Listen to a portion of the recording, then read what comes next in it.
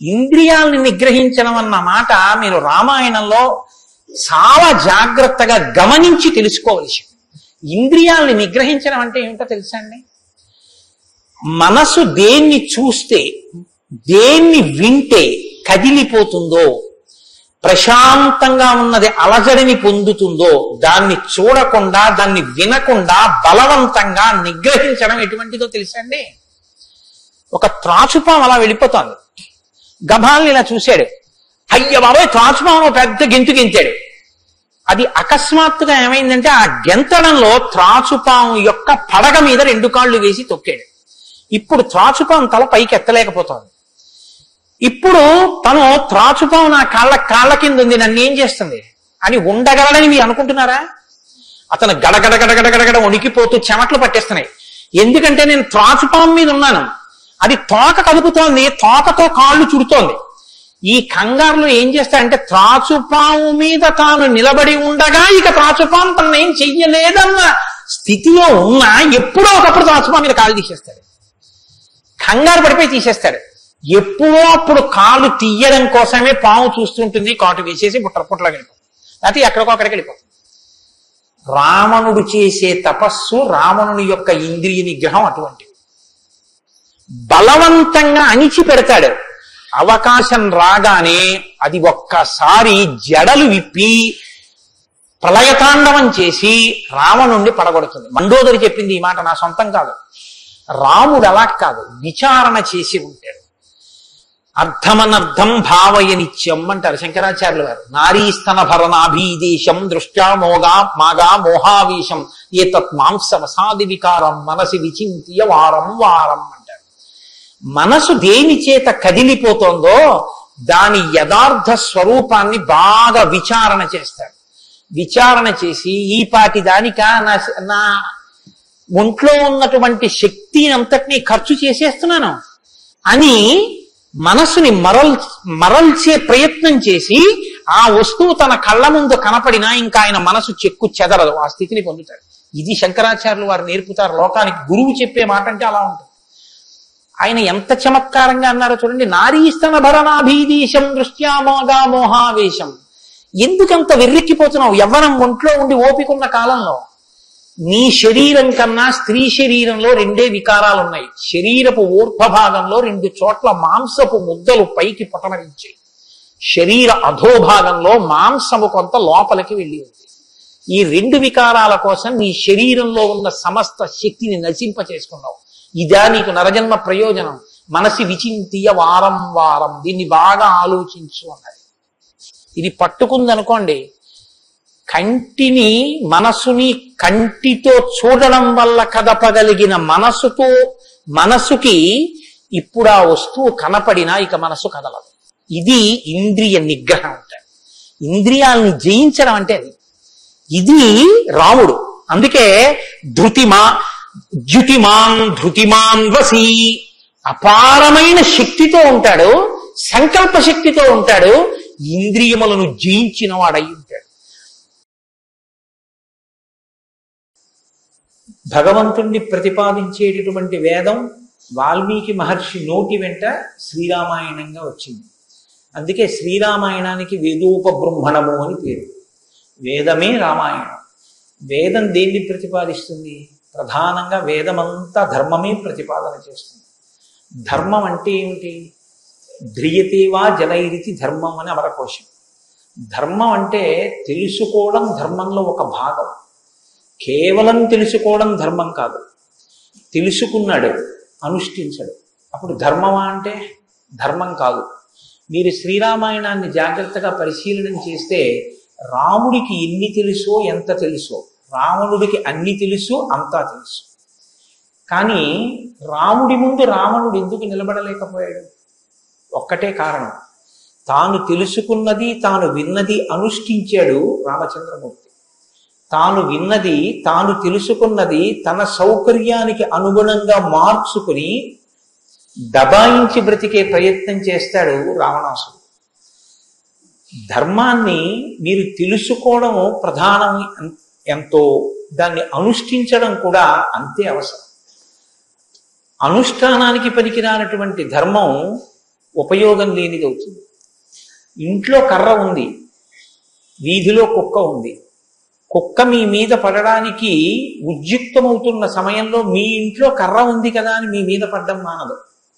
మీ చేతిలో కర్ర ఉంటే కుక్క మీ మీద పడకుండా ఉంటుంది. ధర్మో రక్షతి రక్షిత అన్న మాటకు అర్థం ఏంటంటే, మీరు ధర్మాన్ని అనుష్ఠిస్తే మిమ్మల్ని ధర్మం కాపాడుతుంది. ధర్మం విషయంలో తెలుసుకోవలసినటువంటి అత్యంత ముఖ్యమైన విషయం ఒకటి ఉంటుంది. ధర్మం ఇలా అనుష్ఠిస్తే అలా వెంటనే ఫలితం ఇవ్వాలని ఎక్కడ ఉండదు, ఒకచో అలా ఉండొచ్చు. ధర్మం ఎటువంటిదంటే, పంట పండడం కోసమని చెప్పి వ్యవసాయదారుడు భూమిని దున్నడం మొదలు పెడతాడు. భూమిని దున్నగానే పంట పండుతుందా? భూమిని దున్నిన తరువాత వర్షం పడే వరకు ఎదురు చూడాలి. వర్షం పడితే పంట పండుతుందా? విత్తనాలు వేయాలి. విత్తనాలు వేస్తే పంట పండుతుందా? మొలకలెత్తాలి. మొలకలెత్తినంత మాత్రాన పంట పండుతుందా? దానికి చీడా పీడా పట్టకుండా సస్యరక్షణ చేసుకోవాలి. 6 గాలము శ్రమిస్తే చిట్ట చివర ఆ పంట బాగా చేతికొచ్చి ఫలసాయాన్ని ఇస్తుంది. అప్పుడు కోత కోసి తెచ్చి పొలం గట్టున వేసి బస్తాలకెత్తి ఇంటికి తీసుకెళ్లి దాచుకునే పర్యంతమో పండిన పంట మీ చేతికి వచ్చింది అని నమ్మకంగా చెప్పడం సాధ్యం కాదు. ధర్మం కూడా అంతే.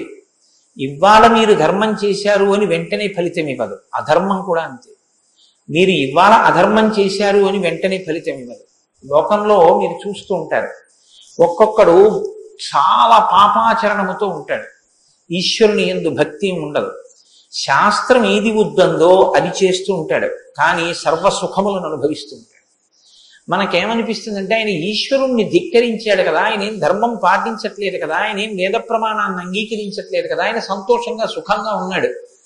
అన్నీ విని, అన్నీ నమ్మి, అన్నీ విశ్వసించి, వేదమును ప్రమాణముగా స్వీకరించి ధర్మమును అనుష్ఠించినటువంటి నేను కష్టాలు పడుతున్నాను. ఏమిటి ఉపయోగం ఈ ధర్మం పట్టుకుంటే అనిపిస్తుంది. ధర్మం పట్టుకోవడం ఎటువంటిది అంటే, పంట పండడం కోసమని పొలం దున్నడం లాంటిది. పొలం దున్ని కష్టపడిన వాడికి పంట ఎప్పటికైనా చేతికొచ్చినట్టే. ధర్మాన్ని అనుష్ఠించిన వాడికి కూడా ధర్మం కాపాడి తీరుతుంది. అధర్మం ఇంటికి అంటుకున్నటువంటి చిన్న మంట లాంటిది. చిన్న మంటే కదా నన్ను ఏం చేస్తుందని పడుకున్న వాడికి చిట్ట చివర ఇల్లంతా ఎలా కాలిపోతుందో, అధర్మంలో మనం ఉన్నామని తెలుసుకుని అధర్మ పథంలోంచి బయటికి వచ్చే ప్రయత్నం చేయకపోతే చిట్ట చివరికి జరిగేటటువంటి పరిణామం కూడా అలాగే ఉంటుంది. కాంచన లంక ఉంది, అంత బలగం ఉంది, అంత గొప్ప సుఖాలు అనుభవించాడు, 10 తలకాయలున్నాయి, గొప్ప తపస్సు ఉంది, ఈశ్వరుడి యొక్క అనుగ్రహాన్ని పొందాడు, పరమేశ్వరుణ్ణి సాకారంగా దర్శనం చేశాడు, పుష్పక విమానం ఎక్కి ప్రపంచమంతా తిరిగాడు. చిట్ట చివరికి ఏమయ్యాడు? అధర్మాన్ని పట్టుకున్నందుకు కడుపున పుట్టినటువంటి బిడ్డల దగ్గర నుండి భార్య చిట్ట చివర ఏడుస్తూ యుద్ధభూమిలోకి వచ్చి, నువ్వు అధర్మాన్ని పాటించడం వల్లే ఇటువంటి చావు చచ్చావని మండోదరి గుండెలు బాదుకుని ఏడ్చేటటువంటి స్థితిని రావణుడు పొందాడు. ప్రతి క్షణం ధర్మాన్ని అనుష్ఠించాడు. ఎంత ఓపికగా అనుష్ఠించాడంటే, ఎన్ని కష్టాలైనా రాని ఆయనకి కావలసింది మాత్రం ఒక్కటే, ధర్మం. ధర్మమా సుఖమా, ధర్మమా కష్టమా, ధర్మమా ప్రయోజనమా, ధర్మమా అడ్డదారా, ధర్మమా కోరిక తీరడమా, మీరు పక్కన ఏవి పెట్టి చూడండి, శ్రీరామచంద్రమూర్తి జీవితం అంతా ఒకటి, ధర్మమే. వాళ్ళన్నాడు, సుగ్రీవుడితో ఎందుకు స్నేహం చేశావు? నాతో స్నేహం చేస్తే రావణాసురుణ్ణి నిగ్రహించి నీ భార్యని వెంటనే ఇప్పిద్దును, ఎందుకు సుగ్రీవుడితో స్నేహం చేశావని అడిగాడు. నాకు కావలసింది ధర్మం. అధర్మాన్ని పాటించేటటువంటి నీతోటి స్నేహం వల్ల నా భార్యని తెచ్చుకోవడం నాకు అక్కర్లేదు, అందుకు నిన్ను నిగ్రహించాను. తండ్రి మరణించాడు, చెక్కు చెదరలేదు. భార్యను అపహరించారు, చెక్కు చెదరలేదు. రాజ్యం పోయింది, చెక్కు చెదరలేదు. జటాయువు మరణించాడు, చెక్కు చెదరలేదు. ఇలా కాదన్నయ్య, ఈ మార్గాన్ని విడిచిపెట్టి ఇలా వెళ్ళన్నాడు తోడ పుట్టినటువంటి లక్ష్మణమూర్తి. నాకు వద్దన్నాడు. కన్న తల్లి కౌసల్య అంది, నీ తండ్రి ఇటువంటి దురాత్ముడు కాబట్టి నన్ను కూడా నీతో తీసుకెళ్ళండి. వద్దమ్మా, ధర్మం ప్రధానం అన్నాడు. ఎన్ని పర్యాయాలు ఆయన మాట్లాడితే ధర్మం ధర్మం ధర్మం. అయితే ఇక్కడ మీరు ఒక మాట గమనించవలసి ఉంటుంది. ధర్మం అంటే ఏది ధర్మం? కోటేశ్వరరావు గారు చెప్తే ధర్మం అవుతుందా? లేకపోతే ఎవరో నేను ఇది చెప్తానండి ఇది ధర్మం అంటే అవుతుందా? మనం చెప్తే ధర్మం అవదు, వేదం చెప్తే ధర్మం అవుతుంది. వేదం ఏది చెప్పిందో అది ధర్మం. వేదమునకు వ్యతిరేకముగా చెప్పనటువంటి స్మృతి చెప్పినది ధర్మం. వేదమునకు వ్యతిరేకంగా చెప్పని స్మృతి చెప్పిన మాట పాటించిన వాడిది ధర్మం. ఆ ధర్మం ఎవడు పట్టుకుంటాడో వాడే శ్రీరాముడు. ఆ ధర్మాన్ని ఎవడు పట్టుకుంటాడో వాడు అంతిమంగా పొందేది ఏదంటే విజయమే. 11,000 సంవత్సరములు ఈ భూమండలాన్ని పరిపాలించినటువంటి రామచంద్రమూర్తి పడనటువంటి కష్టం లేదు. ఇన్ని కష్టాలు పడుతున్నా ఆయన ఇతరులకు సుఖాన్ని ఇచ్చాడు, ఇతరులకు ఆనందం ఇచ్చాడు, ఇతరులకు సంతోషం ఇచ్చాడు తప్ప నేను ఇంత కష్టంలో ఉన్నాను మీరు ఎందుకు నవ్వాలని ఆయన ఎన్నడూ అడగలేదు. అందుకే రాముడు యోగి అన్నారు పెద్దలు. యోగి అంటే పైన ఎన్ని కష్టాలైనా రావచ్చు కానీ లోపల మాత్రం తాను నిర్వికారంగా ఉంటాడు. అందుకే పుట్టినది కూడా నవమి తిథి నాడు పుట్టాడు మహానుభావుడు. 9 అంకెకున్న గొప్పతనం చూడండి. మీరు ఎంత పెట్టి 9ని హెచ్చ వేయండి మళ్ళీ 9గా మారుతూ ఉంటుంది. 9 ఒకట్ల 9, 9 2 18, 8 1 9, 9 3 27, 7 2 9, 9 4 36, 6 3 9, 9 5 45, 5 4 9. ఏం చేసినా మళ్ళీ 9 అవుతూ ఉంటుంది. ఎన్ని కష్టాలు బయట రానివ్వండి, ఎన్ని వైక్లభ్యాలు కలగనివ్వండి, లోపల మాత్రం రాముడు ఎప్పుడు ధర్మాన్నే పట్టుకొని ఉంటాడు. ధర్మాన్ని పట్టుకోవడం అంటే రాముడు రామాయణంలో మాట్లాడింది మీరు గమనించాలి. ఎప్పుడైనా రామాయణం చదవడం, రామాయణం వినడం అంటే ఒక్క పర్యాయం అని మీరు అనుకోకండి. రామాయణాన్ని బహుకోణాలలో చదవండి. రాముడు మాట్లాడితే అని రామాయణం చదవండి ఒకసారి. రాముడు ఎప్పుడు నేను ఇలా చెప్తాను అని అనడు. రాముడు ఎప్పుడు చెప్పినా ఎలా చెప్తాడంటే ఋషులు ఇలా చెప్పారంటాడు, పెద్దలు ఇలా చెప్పారంటాడు, శాస్త్రం ఇలా చెప్పిందంటాడు తప్ప నేను ఇలా చెప్తానన్నాడు రాముడు.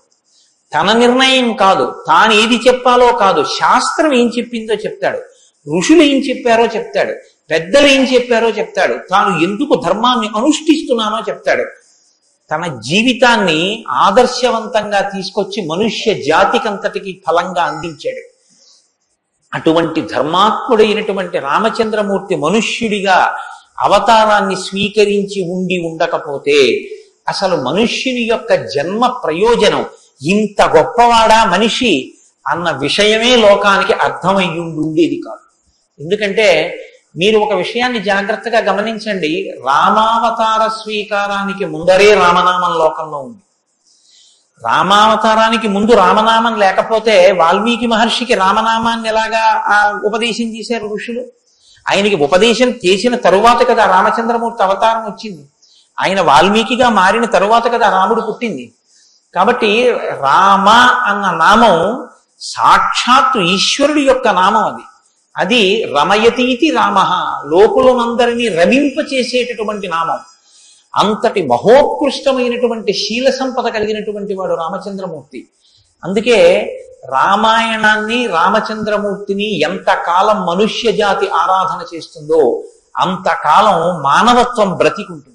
ఏనాడు రామచంద్రమూర్తిని మరిచిపోతామో, ఏనాడు రామాయణం మనకు అక్కర్లేదని అంటామో ఆనాడు మనిషిగా కనపడుతున్న మనుష్యత్వం చచ్చిపోతుంది, మానవత్వం చచ్చిపోతుంది, నరత్వం చచ్చిపోతుంది. అది పోయిన నాడు నరజన్మ యొక్క ప్రయోజనమే పోతుంది. అందుకే మీరు చూడండి, విష్ణువు దశావతారములను స్వీకరించారు. వేదోద్ధారణ, మందరాభరణ, పృథ్వీధర్మ నిర్మాణ, ప్రహ్లాదత్రాణ, బలిప్రతారణ, నృపాహంకార నిర్వాపన, వైదేహీ రమణ, ధనంజయ జయ వ్యాపార పారీణ, క్షోణీ దివ్యత్కరుణ, తమోహరణ, తండ్రి వెంకటేశ ప్రభో. ఇన్ని అవతారాలు స్వీకరించినా ఆ అవతార పరిసమాప్తి అయిపోయిన తరువాత మనం పిలిస్తే ఇక లక్ష్మీనారాయణుడిని పిలుస్తాం. ఒక వామనమూర్తి అవతార పరిసమాప్తి అయిపోయింది, ఏమంటాం? లక్ష్మీనారాయణులు. ఒక పరశురాముడు, లక్ష్మీనారాయణులు. ఒక మత్స్యావతారం, లక్ష్మీనారాయణులు. ఒక్క సీతారాముల అవతారంలో మాత్రం యుగాలు మారిపోయినా ఆ అవతారాన్ని సీతారాములని పిలుస్తాం. భార్యాభర్తలు ఎలా బతకాలో నేర్పినటువంటి అవతారం రామావతారం. అన్నదమ్ములు ఎలా బతకాలో నేర్పిన అవతారం రామావతారం. తండ్రి కొడుకులు ఎలా బతకాలో నేర్పిన అవతారం రామావతారం. ఒక ఉద్యోగి యజమాని ఎలా బతకాలో నేర్పిన అవతారం రామావతారం. చిట్ట చివరికి ఎంత కష్టం కడుపులో ఉన్న రాజారాముడిగా సింహాసనం మీద కూర్చోవలసి వస్తే ప్రజల్ని కన్నబిడ్డల్లా పరిపాలించగలిగినటువంటి ధర్మాన్ని నిలబెట్టుకోగలిగినటువంటి సంపూర్ణత్వాన్ని సంతరించుకున్నటువంటి మనుష్య స్థితిని పొందిన అవతారం రామావతారం. మీకు జీవితంలో అనుష్ఠాన పర్యంతంలో ఎక్కడ ఏ విషయం గురించి అనుమానం వచ్చినా మీకు రామాయణం జీర్ణమైతే మీకు వెంటనే శ్రీరామాయణం జ్ఞాపకానికి వస్తుంది. అప్పుడు రాముడు ఇలా ప్రవర్తించాడు అని మీకు జ్ఞాపకం వస్తుంది. రామాయణం మీకు జీర్ణమైతే మీ భాష తీరు మారిపోతుంది. రామాయణం మీకు జీర్ణమైతే మాట ఎంత గొప్పదో మీకు అర్థం అవుతుంది. నేను అందుకే మీకు మనవి చేశాను, రామాయణాన్ని రామాయణంగా చదవకండి అని. రామాయణం జ్యోతిష శాస్త్రం, రామాయణం వాస్తు శాస్త్రం, రామాయణం ధర్మశాస్త్రం, రామాయణం వాక్కు, రామాయణం ధర్మ పరిపాలన, రామాయణం న్యాయం, రామాయణం సామాజిక శాస్త్రం, రామాయణం శకున శాస్త్రం, రామాయణం పర్యావరణం, రామాయణం గురుభక్తి, రామాయణం శిష్యధర్మం. మీ ఇష్టం ఎలా చదవండి, రామాయణం అలా వస్తుంది. మీకు ఇచ్చినది మట్టి ముద్ద, మీరు దాంతో మూకుడు చేసుకుంటారో, పళ్ళెం చేసుకుంటారో, ప్రమిద చేసుకుంటారో, గిన్నె చేసుకుంటారో, గరిటె చేసుకుంటారో మీ ఇష్టం. రామాయణాన్ని మీరు ఎలా చూడాలనుకుంటే మీకు అలా కనపడుతుంది. శ్రీరామాయణానికి ఉన్న గొప్పతనం ఏమిటంటే వాల్మీకి మహర్షి ఎవ్వరికీ కూడా కితాబులు ఇవ్వరు. రావణాసురుడు దుష్టుడని వాల్మీకి మహర్షి అన్నారు. వాల్మీకి మహర్షి చెప్పేది ఇలా చేశాడని చెప్పారు. తెల్లవారకట్ట లేచాడు, పరస్త్రీ పట్ల కామంతో మనసు కదిలింది. నీకు నచ్చి నీకు కూడా అలా ఉండాలనుకుంటే నీ ఇష్టం, నీ తల కూడా తెగిపోతుంది. నీవు కూడా పుత్రమిత్ర కళత్రాదులతో భంగపాటు పొందుతావు. రాముడు నిద్రలేస్తూనే నదీ స్నానం చేసి సంధ్యావందనం చేశాడు. నువ్వు రాముడిలా ఉండాలనుకుంటే 7 తరాలు తరిస్తాయి. నీకేది కావాలో నువ్వు నిర్ణయించుకో. రాముడు గొప్పవాడని చెప్పరు, రావణుడు తక్కువవాడని చెప్పరు. నువ్వేది తెలుసుకోవాలో అది నువ్వు తెలుసుకుని అనుష్ఠించాలి. అది శ్రీరామాయణం యొక్క గొప్పతనం. అంత గొప్ప అవతారంలో రాముడు ఎప్పుడు మాట్లాడినా ఋషివాక్కుని సమర్థిస్తాడు. రాముడు ఎప్పుడు మాట్లాడినా వేదవాక్కుని సమర్థిస్తాడు. రాముడు ఎప్పుడు మాట్లాడినా ధర్మాన్ని సమర్థిస్తాడు. ఇది మీరు బాగా జ్ఞాపకం పెట్టుకోవాలి. మనం శ్రీరామాయణం వింటున్నది శృంగగిరి పీఠంలో వింటున్నాం. అదేమిటంటే పీఠ శాఖ కదా అని మీరు అనొచ్చు. ఆత్మావై పుత్రనామాసి, కొడుక్కి తండ్రికి అభేదం. బింబానికి బింబం ఎందులోంచి వచ్చిందో ఆ బింబం వచ్చినటువంటి లేదా ప్రతిబింబం పుట్టిన బింబం రెండు ఒకటే. అద్దం ముందు నిలబడితే నా ప్రతిబింబం కనబడితే ఆ ప్రతిబింబం బొట్టు పెట్టుకోలేదు అనుకోండి, దిక్కుమాలిన ప్రతిబింబమా బొట్టు పెట్టుకోవద్దా తప్పు కదా అని ప్రతిబింబానికి బొట్టు పెడితే నాకు బొట్టు వస్తుందా? బింబానికి బొట్టెట్టుకుంటే ప్రతిబింబానికి బొట్టు వస్తుంది. బింబానికి ప్రతిబింబానికి తండ్రికి కొడుక్కి గురువుకి శిష్యుడికి అభేదమైతే గుంటూరు శృంగగిరి పీఠ శాఖకి ఎక్కడో కర్ణాటక రాష్ట్రంలో ఉన్న శృంగగిరి పీఠానికి నా దృష్టిలో అభేదం. శృంగగిరి పీఠంలో కూర్చుని శ్రీరామాయణ ప్రవచనం చెయ్యవలసి వస్తే నేను ఒక మాట చెప్పకుండా రామాయణాన్ని ప్రారంభించేస్తే నేను ఒక పొరపాటు చేసిన వాడిని అవుతాను. ఇన్ని పీఠాల్ని స్థాపించినటువంటి శంకర భగవత్పాదులు అవతార పరిసమాప్తి చేస్తూ ఒక మాట చెప్పారు. వేదో నిత్యమధీయతాం తదుదితం కర్మస్వనుష్ఠీయతాం. ప్రతిరోజు వేదం చదువుకో. నువ్వు చేసే ఏ కర్మ అయినా వేదం ఎలా చెప్పిందో అలాగే చెయ్యి. అంతేకాని నీ స్వంత బుద్ధితో ఏ పనిని చెయ్యవద్దు. ఏదో నిత్యమధీయతాం తదుదితం స్వకర్మస్వనుష్ఠీయతాం దుస్తర్కాస్తు విరమ్యతాం. ఈశ్వరుడు నోరిచ్చాడు కదా అని నీ చిత్తం వచ్చినట్టుగా వాదనలు చేయవద్దు. నువ్వు ఏది మాట్లాడినా శృతి శిరపక్ష స్వనుష్ఠీయతాం.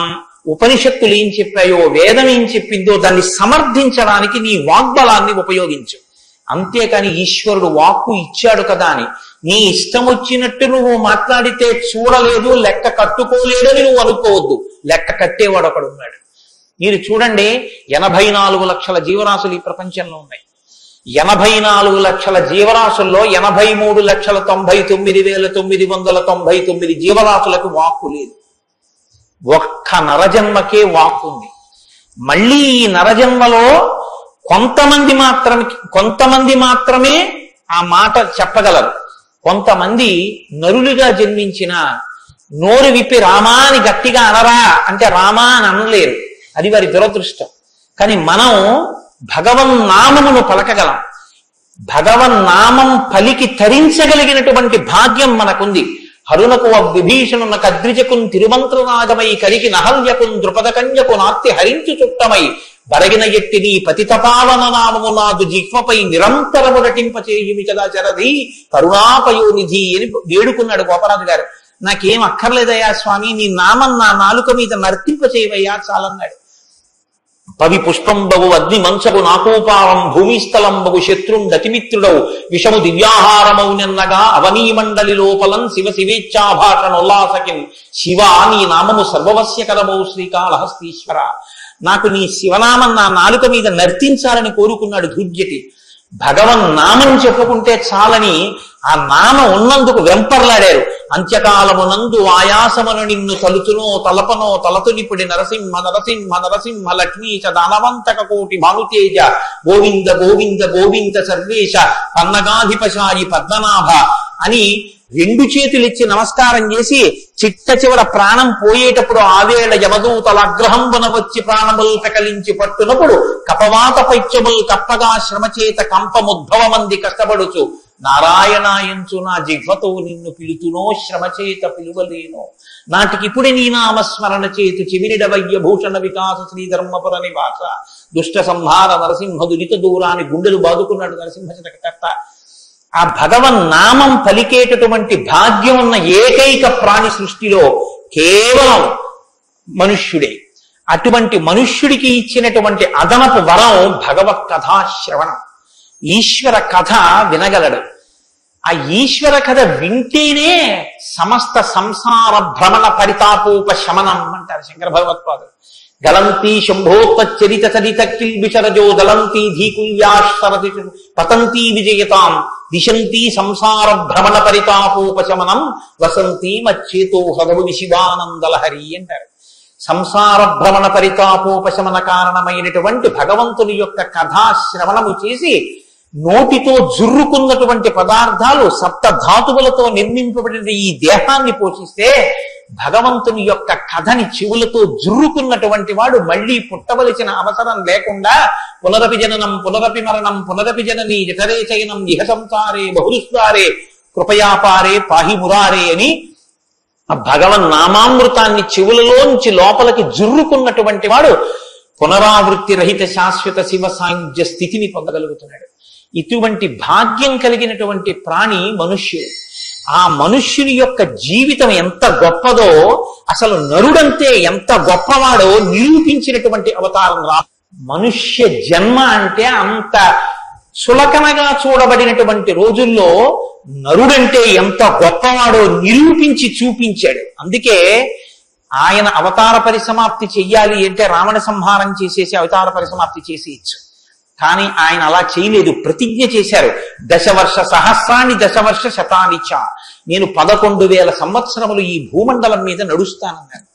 దేని కొరకు అంటే 11,000 సంవత్సరములు నేను ఈ భూమి మీద ఉండి భార్యాసహితుడనై బిడ్డల్ని కని ధర్మాన్ని అనుష్ఠించి ఒక నరుడు ధర్మాన్ని పట్టుకుంటే ఎంత గొప్పవాడు కాగలడో నిరూపిస్తానన్నాడు రాముడు. అటువంటి నరుడి కథ అయినటువంటి రామకథ వినకపోతే, రాముడికి కృతజ్ఞతలు ఆవిష్కరించకపోతే, మనసార రామనామం చెప్పకపోతే, రామచంద్రమూర్తికి నమస్కరించకపోతే ఆ జన్మ వృధా అయిపోయినటువంటి జన్మ. అంతటి మహాత్ముడు రామచంద్రమూర్తి.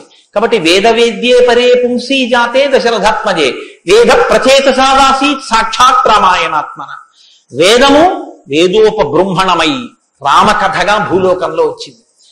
ఆ వేదము ఈశ్వరుని యొక్క శ్వాస. ఈ వేదము వాల్మీకి గిరి సంభూత. వాల్మీకి అనబడేటటువంటి పర్వతంలోంచి పుట్టినటువంటి ఒక జీవనది. వేదము మనం వెళ్ళి స్నానం చెయ్యాలి, మనం వెళ్ళి దర్శనం చెయ్యాలి. రామాయణము ప్రవహించి ఇంటింటి ముందు నుంచి వెళ్ళిపోయినటువంటి గంగ లాంటిది. దక్షిణామూర్తి వేదం, శంకరాచార్యుల వారు రామాయణం. దక్షిణామూర్తి ఎక్కడో ఒక్క చోట కూర్చుని ఉంటారు. సనక సనందనాదులు కూడా ఆయన కూర్చున్న చోటికే వెళ్ళి నమస్కారం చేసి జ్ఞానోపలబ్ధి పొందాలి. శంకరాచార్యుల వారు అలా కాదు. శంభోర్మూర్తి చరతి భువనే శంకరాచార్య రూప. ఆ దక్షిణామూర్తి మౌనం విడిచిపెట్టి ఆసేత హిమాచల పర్యంతం పాదచారి అయి 3 పర్యాయములు పర్యటించి వేద విరుద్ధమైన వాదనలు ఖండించి మళ్లీ వేద విరుద్ధమైన వాదనలు ఈ భారతదేశంలోకి ప్రవేశించకుండా కాపు పెట్టాలన్న ఉద్దేశ్యంతో తూర్పున జగన్నాథ్లో గోవర్ధన పీఠమో, పడమర ద్వారకలో కాళికాపీఠమో, ఉత్తరమున బదరికాశ్రమములో జ్యోతిపీఠము, దక్షిణమున శృంగగిరిలో శారదాపీఠము, 4 చోట్ల 4 పీఠములను కాపు పెట్టి గురు పరంపర నిరంతరము కొనసాగేటట్టుగా మనని అనుగ్రహించి వేద విరుద్ధమైన వాదనలు భారతదేశంలో ప్రవేశించకుండా రక్షించినటువంటి మహాపురుషుడైనటువంటి శంకర భగవత్పాదులు తానే ఆసేతు హిమాచలం పరిగెట్టించి ప్రతి ఇంటి ముందుకొచ్చి జ్ఞానబోధ చేసినట్టు రామాయణం అనేటటువంటి గంగ వాల్మీకి గిరిశంభూతయ్యి వాడలా ప్రవహించింది. రామ కథ రామనామం తెలియని వాడు లోకంలో ఉండడు. ఏదైనా తెలియదేమో, రామకథ తెలియని వాడు, రామనామం తెలియని వాడు లోకంలో ఉండడు. మంచికైనా రామనామం, చెడుకైనా రామనామం. ఏమయ్యా అంత పని చేసావా? రామరామ నేను చేస్తానండి అంటాడు. ఏదైనా చూడకూడదు చూస్తే రామరామ ఇలాంటిది చూశానేమండి అంటాడు. ఏదైనా మంచి జరిగితే రామరామ ఎంత మంచి మాట విన్నాను ఇవ్వాలంటాడు. భారతీయ సంస్కృతిలో రామనామం మమేకం అయిపోయింది. అటువంటి రామాయణం, అటువంటి రామనామం ధర్మానికి ఆలవాలం. ధర్మాన్ని వ్యతిరేకించడం కన్నా ఘోరమైన పాపం లోకంలో ఇంకోటి ఉండదు. ఇవాల్టి రోజున రామాయణం యొక్క ఆవశ్యకత మరీ ఎక్కువ. ఎందుచేతనో తెలుసండి, ఒకానొకప్పుడు ధర్మానికి వ్యతిరేకంగా మాట్లాడితేనే చాలా దోషం. అటువంటిది ఇవాళ ఏ స్థితి వచ్చేసిందంటే, ధర్మాన్ని ధర్మము అని పేరు పెట్టి వ్యతిరేకంగా మాట్లాడితే బాగుండదని ధర్మానికి ఇంకొక పేరు పెట్టి వ్యతిరేకంగా మాట్లాడే రోజులు వచ్చాయి. ఒకడు ఆవుని చంపేయాలనుకున్నాడు. ఆవుని చంపేయండి అంటే మిగిలిన వాళ్ళు బుద్ధి ఉందా లేదా అంటారు. అందుకని ఆవుని ఇంకొక క్రూర మృగం పేరు పెట్టి పిలిచి చంపేయమన్నాడు వాడు.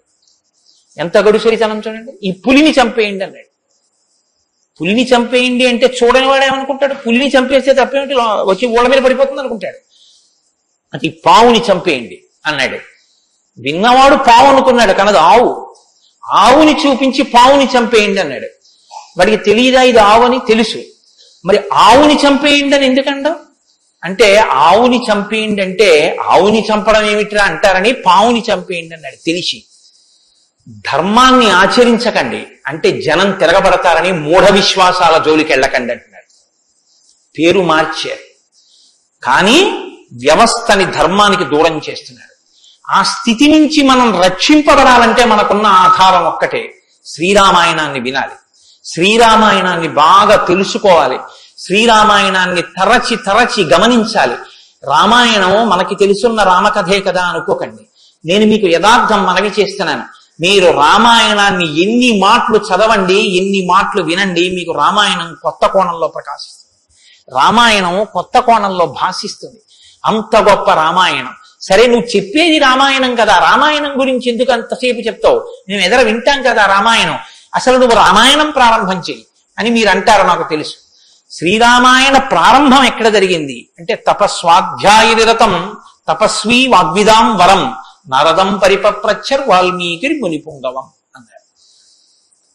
ఒకానొక నాడు వాల్మీకి మహర్షి తన ఆశ్రమంలో ఉన్నారు. నారద మహర్షి వచ్చారు. నారద మహర్షి వస్తే వచ్చిన నారద మహర్షి ఎటువంటి వారో చెప్తున్నారు. మొదట ఏదో నారదుడు వచ్చారు, వాల్మీకి అడిగారు, అది కాదు ఆ శ్లోకం. మీరు ఆ శ్లోకాన్ని చాలా జాగ్రత్తగా గమనించాలి. ఎటువంటి నారదుడు, ఎటువంటి వాల్మీకి మహర్షి ఆశ్రమానికి వచ్చారట? తపస్వాధ్యాయ నిరతం తపస్వి వాగ్విదాం వరం నారదం పరిపప్రచ్చర్ వాల్మీకిర్ మునిపుంగవం. ఈ శ్లోకం నేను చెప్పే ముందు మీతో ఒక మాట నేను మనవి చెయ్యాలి. వాల్మీకి మహర్షి ఆశ్రమానికి నారదుడు వచ్చి సంక్షేప రామాయణం చెప్పిన తరువాత కదా రామాయణం ప్రచారంలోకి వచ్చింది. వాల్మీకి మహర్షి ఆశ్రమానికి నారద మహర్షి వచ్చిన తరువాత రామాయణాన్ని ఎవరికి నేర్పారు? ఆయన రచన చేసి మొట్టమొదట ఎవరికి నేర్పి ఉండాలి? ప్రవాహము అంటే ఎవరి ద్వారానో వెళ్ళాలి కదా. అది మొట్టమొదట లోకంలో దాన్ని ప్రచారం ఎవరితో ప్రారంభమైంది? వాల్మీకి రామాయణ రచన చేసి ఎవరికి నేర్పారు? వాల్మీకి రామాయణ రచన చెయ్యగానే నేర్పిన మొట్టమొదటి శిష్యులు లవకుశులు. లవకుశులకి మొట్టమొదట రామాయణం నేర్పుంటే సీతమ్మ వాల్మీకి ఆశ్రమంలో ఉందా లేదా? ఉంది. వాల్మీకి ఆశ్రమంలోకి సీతమ్మ వచ్చి లవకుశులు పెద్దవాళ్ళై గురువు గారి దగ్గర శ్రీరామాయణాన్ని ఉపదేశం పొందడానికి యోగ్యమైనంత వయస్సు వచ్చేసిన తరువాత నారద మహర్షి వచ్చారు. వచ్చి సంక్షేప రామాయణం చెప్పారు. అప్పటి వరకు రామాయణం లేదు లోకంలో, అంతే. ఇంకా తర్వాత కదా వాల్మీకి రచించారు సంక్షేప రామాయణం విన్నాక. కాబట్టి ఇప్పుడు రామాయణ కథ ఏ స్థాయిలో ఉంది, ఏ స్థితి దగ్గర ఉంది రామాయణ రచన మొదలయ్యేప్పటికీ? రామాయణం పూర్తయిపోయే స్థితిలో, రామాయణం పూర్తయిపోయే స్థితిలో రామాయణ రచన ప్రారంభమైంది. ఇది మీరు గమనించాలి. రామచంద్రమూర్తి పుట్టక ముందు రామాయణాన్ని రచించలేదు వాల్మీకి. రామచంద్రమూర్తి పట్టాభిషేక పూర్వం రామాయణ రచన జరగలేదు. రామాయణ రచన ఎప్పుడు జరిగినట్టు? రామచంద్రమూర్తి పట్టాభిషేకం చేసుకుని సీతమ్మ తల్లిని అడవులలో విడిచిపెట్టి, అడవులలో ఉన్న సీతమ్మని వాల్మీకి మహర్షి తన కుటీరానికి తీసుకెళ్లి లవకుశులు జన్మించి వాళ్ళు పెరిగి పెద్దవాళ్ళై యోగ్యులై విద్యాభ్యాసం చేసి సంగీత విద్యలో మంచి నిష్ణాతులై వాల్మీకి మహర్షి రచించిన రామాయణాన్ని బోధ చేస్తే నేర్చుకుని లోకంలో ప్రచారం చెయ్యగలిగినంత వయస్సు వాళ్ళు వచ్చిన తరువాత నారద మహర్షి వచ్చారు. అలా ఎందుకు జరగాలి అంటే, వచ్చినటువంటి మహానుభావుడు రామచంద్రమూర్తిగా వచ్చాడు, మనుష్యుడిగా నడిచి చూపించేశాడు. అప్పటికే 11,000 సంవత్సరాలు ఇంచుమించు పూర్తయిపోతున్నాయి. జరిగిన కథ జరిగిపోయింది. జరిగిన కథ జరిగిపోయిన తర్వాత ఇప్పుడు వచ్చాడు నారదుడు. ఇప్పుడు జరిగిపోయిన కథలో అడుగు తీసి అడుగు వేస్తే ధర్మం రామాయణంలో. అడుగు తీసి అడుగు వేస్తే ఎంత కథ చెప్పాలంటే నారదుడు వాల్మీకి మహర్షికి రాముడు పుట్టుక ముందు దగ్గర నుంచి చాలా కష్టపడి రాముడు ఇలా మాట్లాడాడు, రాముడు అలా మాట్లాడాడు, సీతమ్మ రాముడి దగ్గరికి ఇలా వెళ్ళింది, దశరథ మహారాజు గారి దగ్గరికి రాముడు ఇలా వెళ్ళాడు, రాముడు కౌశల్య దగ్గరికి ఇలా వెళ్ళాడు, రాముడితో ఇలా మాట్లాడాడు, ఇవన్నీ నారదుడు చెప్పాలి. నారదుడు ఎలా చెప్పగలడు? చెప్పగలడు. సర్వజ్ఞుడు, మహానుభావుడు, గురుస్వరూపం కాబట్టి చెప్పగలడు. కానీ అలా చెప్తూ వెడితే రామాయణం ఎవరు చెప్పినట్టు అవుతుంది? నారదుడు చెప్పింది వాల్మీకి రాసింది అవుతుంది. మరి వాల్మీకి రామాయణ రచన చేశారని మనం ఎలా చెప్తున్నాం? ఒకటే కారణం, సంక్షేప రామాయణమే నారదుడు చెప్పాడు. కేవలం ఒక 100 శ్లోకాల దగ్గరలో రామకథని ఒక్కసారి అలా చిన్న మాల కింద అల్లి చెప్పి వెళ్ళిపోయాడంతే. మిగిలిన రామకథ రాముడు ఎలా కదిలాడో, ఎలా అడుగేశాడో, ఎలా నడిచాడో, ఎలా మాట్లాడాడో ఇవన్నీ వాల్మీకి మహర్షికి కనపడ్డాయి. ఎప్పుడు? అయిపోయాక కదండి. రాముడు పుట్టేశాక, రాముడు మాట్లాడాక, రాముడి పెళ్ళైపోయాక, రాముడు యుద్ధం చేశాక, రాముడు అప్పుడు సీతమ్మతో అంతఃపురంలో ఇలా మాట్లాడాడని వాల్మీకి తెలిసింది. ఎలా తెలిసింది? 2 కారణాలతో తెలియాలి. రాముడు చెప్పాలి, 2 వాల్మీకి ఊహ చెయ్యాలి. రాముడు చెప్తే అన్ని అలా ఏకాంతంలో తాను సీతమ్మతో మాట్లాడినవి కూడా చెప్తాడా? మర్యాద పురుషోత్తముడైన వాడు. 2 ఊహ చేస్తే ఊహ నిజం కావాలని ఎక్కడుంది? అప్పుడు రామాయణం మీరు వేదోపబ్రహ్మణంగా ప్రమాణంగా ఎలా స్వీకరించి చెప్పుకుంటున్నారు ఇవాళకి? కాబట్టి ఆ రెండిటికి మధ్యలో ఏదో ఉండాలి మీరు నమ్మాలంటే కదా. ఇప్పుడు చెప్పండి, రామాయణం ఓ కొత్త కోణంలో మీరు వినవలసిన అవసరం ఉందా లేదా ప్రారంభంలోనే? కాబట్టి నారదుడు వచ్చాడు, వాల్మీకి చెప్పాడు, అంతే. వినకండి. ఎటువంటి నారదుడు వచ్చాడు, ఎటువంటి వాల్మీకి చెప్తున్నాడు, అసలు ఏ స్థితిలో ఉన్నారు ఇప్పుడు వాల్మీకి మహర్షి? సీతమ్మ తల్లి ఆయన ఆశ్రమంలో ఉంది. సీతమ్మ తల్లి ఊరట పొందడానికి కావలసిన వాతావరణం ఆశ్రమంలో ఉంది. ఆయన నిరంతరము కూడా తపస్వి అయి ఉన్నారు. తపస్వి అంటే కృచ్ఛచాంద్రాయణాది వ్రతములు చేసేటటువంటి వాడు. అంటే శుక్లపక్షంలో తిథులు పెరుగుతున్నప్పుడు ఒక్కొక్క ముద్ద పెంచుకుంటూ వెడతారు. పౌర్ణమికి పూర్తిగా భోజనం చేస్తారు. బహుళపక్షంలో ఒక్కొక్క ముద్ద తగ్గిస్తూ అమావాస్య వచ్చేటప్పటికి పూర్ణంగా ఆహారం విడిచిపెట్టేస్తారు. ఇలా విడిచిపెట్టి నిరంతరం వేదం చదువుకుంటూ వేదము చేత ప్రతిపాదింపబడిన పరమేశ్వర స్వరూపాన్ని ఇక్కడ అనుభవంలోకి తెచ్చుకునే ప్రయత్నం చేస్తారు. అహం బ్రహ్మాస్మి అంటే అది కదండి. శృంగగిరి పీఠానికి మహావాక్యం అహం బ్రహ్మాస్మి, నేనే ఈశ్వరుడును అన్న వాక్యాన్ని అనుభవపూర్వకం చేసుకోవాలి. దానికి ఈ వ్రతం అంతా కర్మాచరణం. ఇప్పుడు ఈ కర్మాచరణం అంతా చేసి తపిస్తున్న వాల్మీకి దేని కొరకు తపిస్తున్నారు? బ్రహ్మముగా తనను తాను తెలుసుకొనుట కొరకు ప్రయత్నిస్తున్నారు. ఇప్పుడు యోగ్యమైన కాలం సిద్ధించింది. యోగ్యమైన కాలం సిద్ధిస్తే ఉపదేశం చెయ్యడానికి రావలసిన వాడు ఎవరు రావాలి? గురువు గారు రావాలి. గురువు గారి కన్నా మంగళస్వరూపం లోకంలో ఉంటుందా? ఇంకుండదు. అన్నిటికన్నా మంగళస్వరూపం ఏది అంటే గురువు గారి. గురువు గారి కన్నా గొప్పవాడు, గురువు గారి కన్నా అధికుడు లోకంలో ఉండడు. నా గురురధికం నా గురురధికం నా గురురధికం ఇది శివశాసనత. గురువు కన్నా అధికుడి లోకంలో లేడు. మరి ఈశ్వరుడండి అని మీకు అనుమానం రావచ్చు. ఈశ్వరుడి కన్నా అధికుడు గురువే. ఎందువల్ల? అసలు గురువు లేకపోతే ఈశ్వరుడి యొక్క అస్తిత్వం ప్రకటనం కాదు. సరికదా? నేను మీకు ఒక మాటలో చెప్పాలంటే, శృంగగిరి పీఠాధిపత్యం వహించిన చంద్రశేఖర భారతీ స్వామి వారి దగ్గరికి ఒక వ్యక్తి వెళ్ళి అన్నాడు, నా దగ్గర ఒకటి కన్నా ఎక్కువ మంత్రాలు ఉపదేశం పొందినవి ఉన్నాయి. నేను ఒక మంత్రానికి ధ్యాన శ్లోకం చేసి మంత్రాన్ని అనుష్ఠిస్తుంటే ఇంకో మంత్రం యొక్క ధ్యాన శ్లోకంలో స్వరూపం కనపడుతోంది, నన్ను ఏం చేయమంటారని అడిగాడు. ఆయన అన్నారు, నీకు ఉపదేశం చేసినటువంటి గురువు గారి పాదాలు నీకు కనపడుతుంటాయా? అయ్యో, నాకు చాలా ఇష్టం అండి, మా గురువు గారి పాదాలు నాకు బాగా జ్ఞాపకం. ఏ మంత్రం చేసినా గురువు గారి పాదాలే చూడన్నారు. అలా ఎలా కుదురుతుందండి అన్నాడు ఆయన.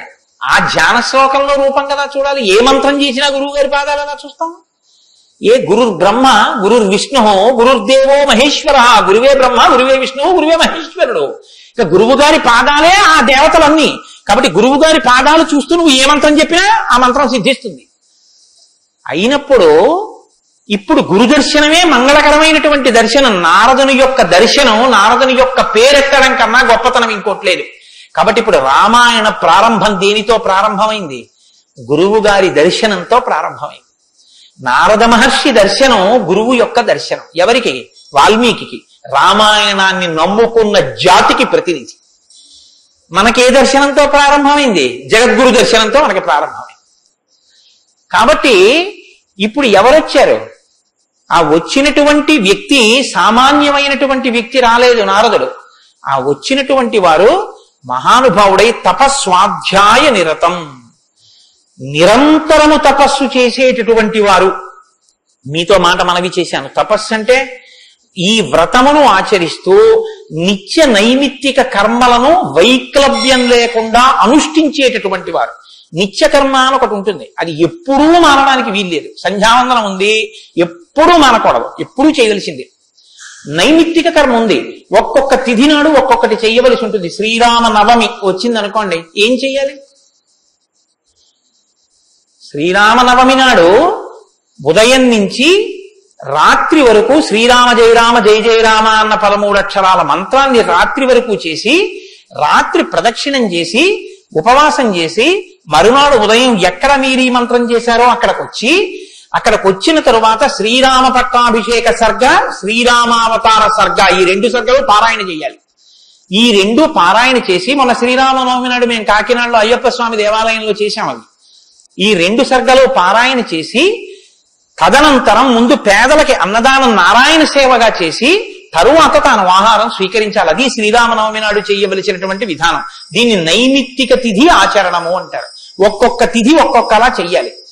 నిత్యకర్మ చేస్తూ, నైమిత్తిక తిథులను చేస్తూ, కృత్యచంద్రాయణాది వ్రతములను చేస్తూ, ఎప్పుడూ వేదాన్ని అలా చదువుకుంటూ, వేదము చెప్పినటువంటి హృదయాన్ని, వేదము చెప్పినటువంటి మంత్రములలో ఉన్న సారమును అవగతం చేసుకుని బ్రహ్మమును అనుభవంలోకి తెచ్చుకునేటటువంటి ప్రయత్నం చెయ్యడానికి ఉపకరణంగా ఈ శరీరాన్ని వాడుకుంటున్నవారు.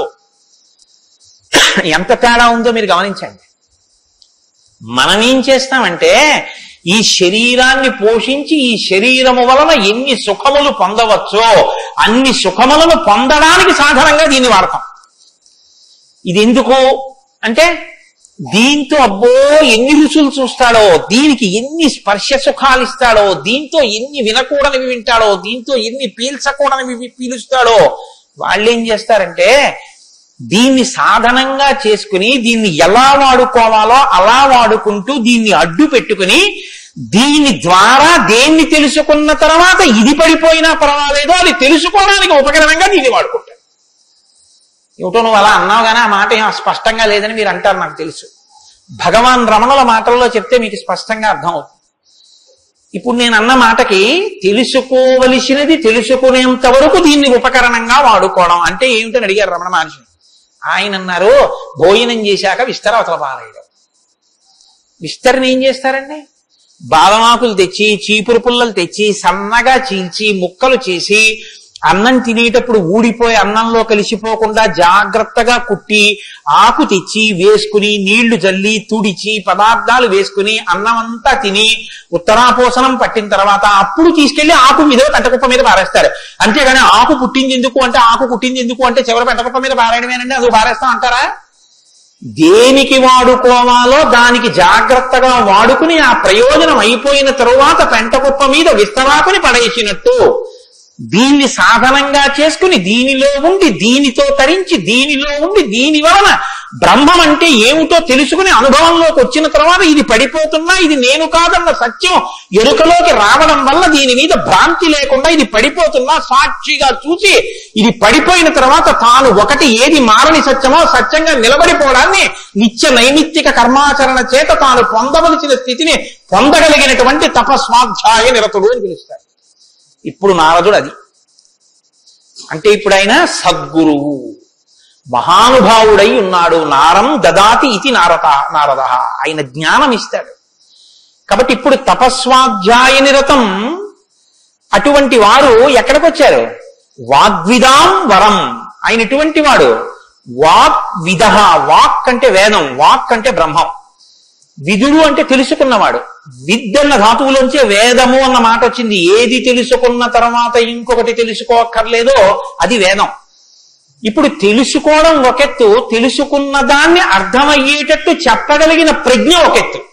ఒక ఆయన తెలుసుకున్నాడు కానీ ఆయన చెప్పలేడు, ఆయన చెప్తే అయోమయంగా ఉంటుంది. ఒక ఆయన స్పష్టంగా చెప్పగలడు, తాను అనుభవించాడు, అనుభవించిన దాని వైపుకి మిమ్మల్ని తిప్పగలడు, ఈ ప్రజ్ఞ ఉన్నవాడు. కాబట్టి వాగ్విదాం వరహ, బ్రహ్మమును బాగా తెలుసుకున్న వాళ్ళల్లో శ్రేష్ఠుడైన వాడు తాను తెలుసుకుని శిష్యుల్ని ఉద్ధరించడం కోసం కిందికి దిగొచ్చి మాట్లాడగలిగినటువంటి ప్రజ్ఞ కలిగిన వాడు. ఇటువంటి వాగ్విదాంవరం నారదం. అటువంటి నారదుణ్ణి ఎవరు ప్రశ్నించారు? ఇప్పుడు అడిగినవాడు వాల్మీకి మహర్షి. ఆయన ఎటువంటి వారు? తపస్వి, తపస్సు చేస్తున్నవారు. తపస్సు అంటే నేను మీకు ఇందాక చెప్పాను, బ్రహ్మమును తెలుసుకోవాలని తాపత్రయంతో ఉన్నటువంటి వారు, భావన వ్యగ్రతతో ఉన్నవారు. ఈయన నారదుణ్ణి అడిగారు. ఏమని అడిగారు? అయ్యా మీరు వచ్చారు, చాలా సంతోషం అండి, నాకు ఏ ఆపదలు రాకుండా మా అబ్బాయికి ఉద్యోగం వచ్చేటట్టు, నాకు సంతోషంగా ఉండేటట్టు, మా ఆశ్రమంలో ఆవులన్నీ ఎప్పుడు పాలిచ్చేట్టు చూడండి అని అడగలేదు ఆయన. ఆయన ఒక చిత్రమైన ప్రశ్న ఒకటి వేశాడు. అది లోకంలో సాధారణంగా ఎవ్వరూ అడగని ప్రశ్న. అందుకని రామాయణం పుట్టింది, లేకపోతే రామాయణం పుట్టే అవకాశం లేదు.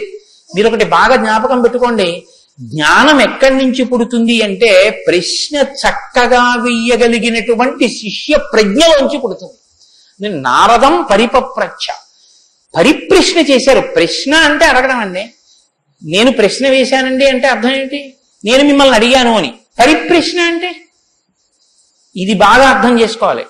నారదుణ్ణి పట్టుకుని ఏదో అడిగేస్తే ఆయన ఏం చెప్పడం అలాగా. పరిప్రశ్న చేస్తే చెప్పాడు ఆయన. పరిప్రశ్న అంటే, ప్రశ్న అంటే అడగడం, పరి అంటే, పరి అన్న మాట ముందు కలిపారు మహర్షి. పరి అంటే బాగా జ్ఞాపకం పెట్టుకోండి. ఇప్పుడు నేను ఎవరిని అడుగుతున్నానో ఆ మహానుభావుడు నోరు విప్పి చెప్పినటువంటి మాట త్రికాలముల యందు సత్యమే. ఆయన చెప్పిన మాట మీద నాకు అవిశ్వాసం అన్న మాట ఉండక్కర్లేదు. ఆయన అన్నారు అంటే అది జరిగి తీరుతుందంతే. ఆయన చెప్పింది చేస్తే ఆ ఫలితం వస్తుందంతే. ఆయనటువంటి శక్తివంతుడు. ఈ నమ్మకం మీకు ఉండి అడగడం మొదలు పెడితే శ్రద్ధ. పరిప్రశ్నకి ముందు ఏముంటుందో తెలుసా అండి? శ్రద్ధ ఉంటుంది. శ్రద్ధ లేకుండా వినయం ఎలా వస్తుందండి? మీరు నాకు చెప్పండి.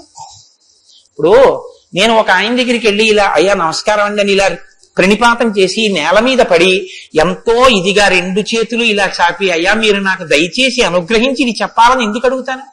ఆయన శక్తివంతుడని నేను నమ్మితేను. వీడి మొహం వీడికేం వచ్చు అనుకున్నాను అనుకో, నేను నీకేం తెలిసాడా అంటాం, అంతే. పరిప్రశ్న చేస్తారేంటి?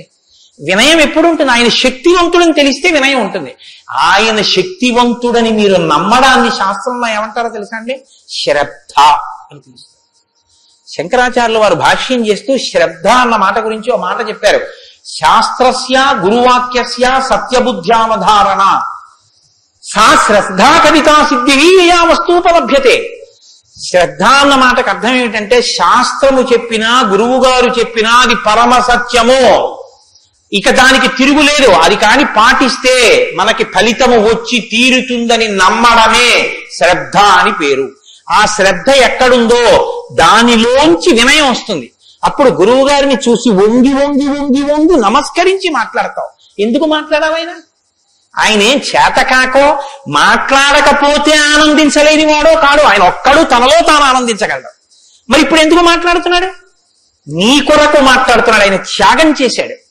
ఆయన కంఠానికి శోష కలిగింది, అంటే బాధ కలిగింది. ఆయన ఊపిరికి ఘర్షణ కలిగింది. ఆయన శరీరానికి చెమట పట్టింది. దేని కొరకు? నీ కొరకు. ఆయన నీ కొరకు మాట్లాడుతున్నాడు. ఇది గుర్తిస్తే వినయం. ఈ త్యాగానికి నేనేమి ఇవ్వగలను ఆయనకి? ఈ కృతజ్ఞతాభావంతో నువ్వు నిలబడగలిగితే, అలా నువ్వు ప్రశ్నించగలిగితే పరిప్రశ్న అంటారు.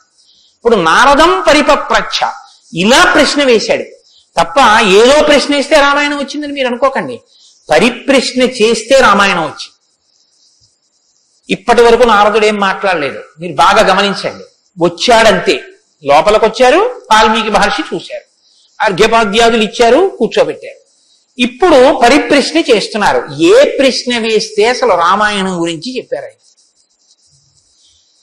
వాల్మీకి మహర్షి అడిగిన ప్రశ్న ఏమిటంటే ఆయన్ని, కోన్వస్మిన్ సాంప్రదం లోకే గుణవాన్ కస్య వీర్యవాన్ ధర్మజ్ఞశ్చ కృతజ్ఞశ్చ సత్యవాక్యో దృఢవ్రతః చారిత్రేణ చ కోయుక్తః సర్వభూతేషు కోష్టః విద్వాన్ కః కస్సమర్థశ్చ కశ్చైక ప్రియదర్శనః ఆత్మవాన్ కో జితక్రోధో ద్యుతిమాన్ కో నరసూయకః కస్య బిభ్యతి దేవాశ్చ జాతరోషస్య సంయుగే. 16 గుణములు అడిగారు ఆయన. ఈ 16 గుణములు పరిపూర్ణముగా ఉన్నటువంటి ఒక మానవుడు ఈ లోకంలో, ఈ కాలంలో, నేను ఉన్న రోజుల్లోనే, నేను ఇప్పుడు శరీరంతో తిరుగుతుండగా నా మాంసనేత్రంతో చూడడానికి వీలుగా ఎక్కడైనా ఎవరైనా ఉన్నారా అని అడిగాడు. అంటే అలాంటి వారే ఉన్నారు. ఆయన భార్యయే తన ఆశ్రమంలో ఉంది. ఇది తెలుసా వాల్మీకి? తెలియదని చెప్పవలసి ఉంటుంది. మరి ఇప్పుడు ఎందుకు వచ్చింది ఈ ప్రశ్న ఆయన నోటి వెంట? అమ్మవారు వచ్చింది కాబట్టి వచ్చింది. అమ్మవారు ఎందుకు వచ్చింది?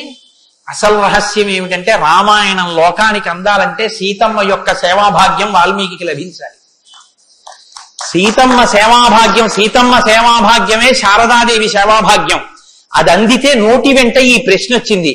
నోటి వెంట ఒక్క ప్రశ్న వస్తే యుగాలు మారిపోయినా మనుష్యుడిగా పుట్టిన ప్రతివాణ్ణి తరింపచేయగలిగిన ఒక ఆది కావ్యం ఆయన నోటి వెంట వచ్చింది. ఇది రావడానికి ముందు సీతమ్మ రావాలి. అందుకని ముందు సీతమ్మ వచ్చేసింది ఆశ్రమానికి. వచ్చి అక్కడ కూర్చుంది. ఆ రామాయణాన్ని ప్రచారం చెయ్యగలిగిన యోగ్యమైన శిష్యుల్ని కూడా సీతమ్మే వాల్మీకి ఇచ్చింది లవకుశల రూపంలో. ఇది వాల్మీకిని సీతమ్మ తరింపచేసిన తీరు మీరు జాగ్రత్తగా గమనించగలిగితే, వాల్మీకి తరించడానికి మొదటి కారణం సీతమ్మే. అందుకే ఆయన అన్నారు, నేను చెప్పిన రామాయణానికి పేరేమిటో తెలుసా? సీతాయాశ్చరితం మహత్ అన్నారు. అది సీతమ్మ చరిత్ర అన్నారు.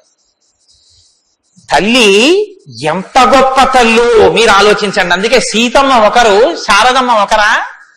కాదు, సీతమ్మే శారదమ్మ. కాబట్టే అంత జ్ఞానం వాల్మీకి ఇచ్చి ఈ ప్రశ్న వేయించింది. ఎందుకు వేయించాలి? సీతమ్మ వెళ్ళిపోతే రామావతారం వెళ్ళిపోతుంది. ఇక సీతమ్మ వెళ్ళిపోతుంది. ఆ రోజులు వచ్చేసాయి. అప్పటికి ఆ రోజు వచ్చేసింది. ఎందుకంటే ఇక అశ్వమేధయాగం చేసేస్తాడు రాముడు. అశ్వమేధయాగం చేస్తే సీతమ్మ కనపడుతుంది రాముడికి. సీతమ్మ రాముడికి కనపడితే వేరొకసారి పాతివ్రత్యాన్ని నిరూపించుకోమని చెప్తాడు. ఎందుకు చెప్తాడంటే ఎప్పుడు లోకం కోసం, తన కోసం కాదు. ఈ మాట అనగానే ఆవిడంటుంది, నా ప్రయోజనం అయిపోయిందా, నీకు భార్యగా నీ వంశాన్ని నిలబెట్టడానికి. రామకథ నరుడి కథ బాగా గుర్తుపెట్టుకోండి. రామకథ దేవుడి కథను మీకు జరిగితే మీకు ఎంత పనికి వస్తుందో నేను చెప్పలేను. రామకథ నరుడి కథని మీరు వినండి, మీకు పనికొస్తుంది. అందుకే సీతమ్మ ఈ మాట అంది, నేను ఎందుకు వచ్చానో తెలుసా నీ పక్కకి? నీ వంశం తరించాలి. నీ వంశం తరించాలంటే నీకు పితృరుణం తీరాలి. పితృరుణం తీరాలంటే నీకు బిడ్డలు కనాలి. నీకు బిడ్డలు పుట్టాలి అంటే నా సహకారం ఉండాలి. నేను నా శరీరాన్ని త్యాగం చేస్తే నా కడుపులో ఉన్న బిడ్డలు కూడా పోతారు. పోతే నీకు పితృరుణం తీరదు. నువ్వు ఏకపత్ని వృతుడవు. ఇంకొక బిడ్డని, ఇంకొక ఆడదాన్ని స్వీకరించావు, నీ వంశం ఆగిపోతుంది.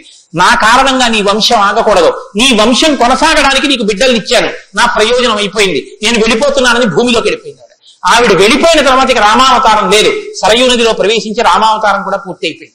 ఇప్పుడు రామావతారం పూర్తి అయిపోకముందే సీతమ్మ రామాయణం పలికించాలి. వాల్మీకితో పలికించాలంటే ఈ సన్నివేశాన్ని సృష్టించాలి. నారదుణ్ణి పిలిపించింది. కాబట్టి వచ్చాడు మహానుభావుడు.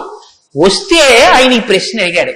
ఇప్పుడింత ఆర్తితో ఈ ప్రశ్న అనుకోకుండా నోటి వెంట వస్తే తప్ప రామాయణ కథ ప్రారంభం కాదు. అందుకని అడిగాడు, కోన్వస్మిన్ సాంప్రతంలోకే గుణవాన్ కస్య వీర్యవాన్. ఈ కాలంలో నారద మహర్షి ఇప్పటికిప్పుడు నేను చూడడానికి వీలుగా నేను అడిగిన మహానుభావుడు ఎవరైనా ఉన్నాడా? ఎవరు? 16 గుణములు ఉన్నవాడై ఉండాలి. గుణమన్న మాటకు అర్థం ఏమిటి? తాను గురుముఖత నేర్చుకున్నటువంటి విద్య ఏ కాలమునందు ప్రవర్తనలో ఎలా ప్రకాశించాలో అలా ప్రకాశిస్తే అది గుణముగా కనపడుతుంది. మా గురువు గారు నన్ను, నాయనా ఒరే కోటేశ్వరరావు, గోవులకు సేవ చెయ్యరా అని చెప్పారనుకోండి. నేను అలా గుళ్ళోకి వెళ్ళిపోతున్నాను, ఓ అరడజన అరటిపళ్ళు పట్టుకుని దేవాలయంలో పెడుతున్నాను. ఒక ఆవు నా వంక చూసి ఇలా ఇలా ఇలా ఇలా నోరు చాపింది. నేను ఆ ఆవుని దవడ మీద ఒక్క దెబ్బ కొట్టి గుళ్ళోకి వెళ్ళాను. మా గురువు గారు సంతోషించచ్చా?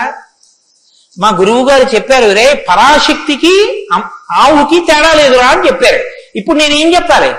నేను లోపలికి వెళ్ళి అర్చకుడికి ఇస్తే నివేదన చేస్తాడు. ఇక్కడ నా తల్లి ఎదురొచ్చి నా దగ్గర ప్రత్యక్షంగా తింటానని అడుగుతోంది. అమ్మా ఏమి భాగ్యం, అక్కడ ఇంకా తొక్క తీసి పెట్టాను, ఇక్కడ తొక్కతో తినడానికి సిద్ధంగా ఉన్నావు, నా చేతితో పెట్టుకుంటాను. 2 చెప్పులు ఇప్పి గభాలో 2 అరటిపళ్ళు నేను పెట్టాలి. పెడితే నేను గురువాక్యాన్ని అనుష్ఠానంలోకి తెచ్చుకున్నవాడిని. ఇప్పుడు గుణముగా ప్రకాశిస్తుంది. కోటేశ్వరరావు గారండే వాళ్ళ గురువు గారు చెప్పింది గుర్తు పెట్టుకుని ఆవుకి 2 అరటిపళ్ళు పెట్టాడు. అదో గుణం. అంటే నేను నా గురించి చెప్పుకుంటున్నాను అనుకోకండి, నేనే అటువంటి పుణ్యకార్యాలు చేసిన వాడిని కాదు మహాప్రభు. ఏదో ఉదాహరణకి చెప్పానంతే, అదే స్వోత్కర్ష కోసం చెప్పిన వాడిని కాదు. కాబట్టి గుణము అంటే విన్నది, చదువుకున్నది ప్రవర్తనయందు ఆ సందర్భంలో ప్రకటనమైతే, ప్రకాశిస్తే గుణం అవుతుంది. అలా ఉన్నాయా ఎవరికైనా? అలా ఉన్నవాడు ఉన్నాడా? గురువు గారి దగ్గర నేర్చుకున్నవి అనుష్ఠానంలోకి వచ్చేటప్పటికి గురువు ఏం చెప్పారో అలా ప్రవర్తించిన వాడు ఉన్నాడా? మీరు ఇలా వినండి రామాయణాన్ని. ఇంక తర్వాత కోన్వస్మిన్ సంప్రదంలోకే ఎప్పుడో కాదు వామనమూర్తి ఉన్నారు, నరసింహావతారం ఉందని చెప్పకు. ఇప్పుడున్నాడా? ఇది వాల్మీకి ప్రశ్న. కోన్వస్మిన్ సంప్రదం కస్య వీర్యవాన్. వీర్యవాన్ అంటే వీర్యవంతుడు ఉన్నాడా? వీర్యవంతుడంటే ఎటువంటి యుద్ధం వచ్చినా చెక్కు చెదరకుండా తానుగా నిలబడి తనలో ఏ మార్పు లేకుండా బయట మార్పు తేగలిగిన వాడు, ఎంతమందినైనా పడగొట్టగలిగిన వాడు. అటువంటి వాడు ఉన్నాడా? ఉంటే వీర్యవాన్. కోన్వస్మిన్ సంప్రదంలోకే గుణవాన్ కస్య వీర్యవాన్ ధర్మజ్ఞశ్చ. ధర్మం తెలుసుకున్నవాడు ఉన్నాడా? ధర్మం తెలియడం అంటే మీరు బాగా గుర్తుపెట్టుకోండి, ధర్మం తెలియడం అంటే ఏమిటో తెలుసా అండి? అధర్మం కూడా తెలియడం. ధర్మమే తెలిస్తే పూర్ణత్వం కాదు. ధర్మం తెలియడం అంటే అధర్మం కూడా తెలియడం. ఏది చెయ్యాలో తెలియడం అంటే ఏది చెయ్యకూడదో కూడా తెలియడం. మీరు కొంచెం ఆలోచించండి. నేను మాట అనేసి వదిలేస్తాను, ఇప్పుడు మీరు జవాబు చెప్పక్కర్లేదు. చెయ్యమన్నది చెయ్యడం తేలిక, చెయ్యొద్దన్నది వదిలేయడం తేలిక. చెయ్యొద్దన్నది వదిలేయడమే చాలా కష్టం. మీరు చూడండి, నేను మంత్రం ఇస్తాను, 11 మార్లు చెయ్యండి రోజు, ఒక్క మాట కూడా మీకు కోతి గుర్తు రాకూడదన్నాను అనుకోండి, అలా చేయగలరా? ఇది వద్దు అని ఏదంటామో అదే చేయబుద్ధి చేస్తుంది. దేవుడికి 2 అగరత్తులు పెట్టు అన్నాను అనుకోండి, భయానికో భక్తికో 2 అగరత్తులు వెలిగించేయడం తేలిక. వద్దన్నది చేయకుండా ఉన్నవాడు ప్రజ్ఞావంతుడు. వద్దన్నది చేయకుండా ఉండాలంటే అధర్మం తెలియాలి కదండి. అధర్మం తెలియడం, ధర్మం తెలియడం, ధర్మం పాటించడం, అధర్మం విడిచిపెట్టడం, అధర్మం చేసిన వాడిని కూడా ఉండకుండా చేయడం, ఎందుకంటే వాడి వల్ల ధర్మం వ్యాప్తి చెందకుండా. ఇది ధర్మం తెలియడం. కాబట్టి ధర్మజ్ఞశ్చ కృతజ్ఞశ్చ. కృతజ్ఞశ్చ అంటే ఎవరో తనకు ఒక ఉపకారం చేశాడు, వాడు అదృష్టం అండి నన్ను సేవించుకున్నాడు అండం కాదు. ఎంత మహానుభావుడు అండి, నిజంగా నాకు ఎంత ఉపకారం చేశారండి, ఎంత ఉపకారం చేశారండి అని తలుచుకు పొంగిపోగలిగినటువంటి మనసు ఉండడం. అసలు మనుష్య జన్మకు ఉండవలసిన ప్రధాన లక్షణం అదేనండి. కృతజ్ఞో నాస్తి నిష్కృతి. కృతజ్ఞత లేని వాడికి నిష్కృతి లేదు. అటువంటి కృతజ్ఞత ఉన్నవాడు ఉన్నాడా లోకంలో ఎవరైనా? ధర్మజ్ఞశ్చ కృతజ్ఞశ్చ సత్యవాక్యో. ఎప్పుడూ సత్యమే మాట్లాడాలి, నిన్ను విరిగి మీద పడిపోని నేను సత్యమే చెప్తాను అని వ్రతం పట్టినవాడు ఎవరైనా ఉన్నాడా? సత్యవాక్యో దృఢవ్రత. ఒక పని మొదలు పెడితే అనుకున్నాం కాదండి అది అలా అవుతుందా అందుకని వదిలేశాను లేండి ఇప్పుడు మార్చేశాను సంకల్పం అనకుండా తాను ఒక్కసారి నోటి వెంట ఇది చేస్తానని అంటే పిడుగులు పడిపోయినా ఆ పని చెయ్యగలిగినటువంటి వాడు, దాన్ని విడిచిపెట్టనటువంటి వాడు, అటువంటి పూనిక ఉన్నవాడు ఉన్నాడా? దృఢవ్రత. కాబట్టి కోన్వస్మిన్ సంప్రదంలోకే గుణవాన్ కస్య వీర్యవాన్ ధర్మజ్ఞశ్చ కృతజ్ఞశ్చ సత్యవాక్యో దృఢవ్రత చారిత్రేణ చకోయుక్తః. ఆయన ప్రవర్తనని చూస్తే ఇంకా మీరు వేదం చదవక్కర్లేదు. వేదం చదవక్కర్లేదంటే చదవద్దని కాదు నా ఉద్దేశం. ఆయన ప్రవర్తన చూస్తే ఆయన ఏది చేశారో అదే వేదం చెప్పింది అని గుర్తు.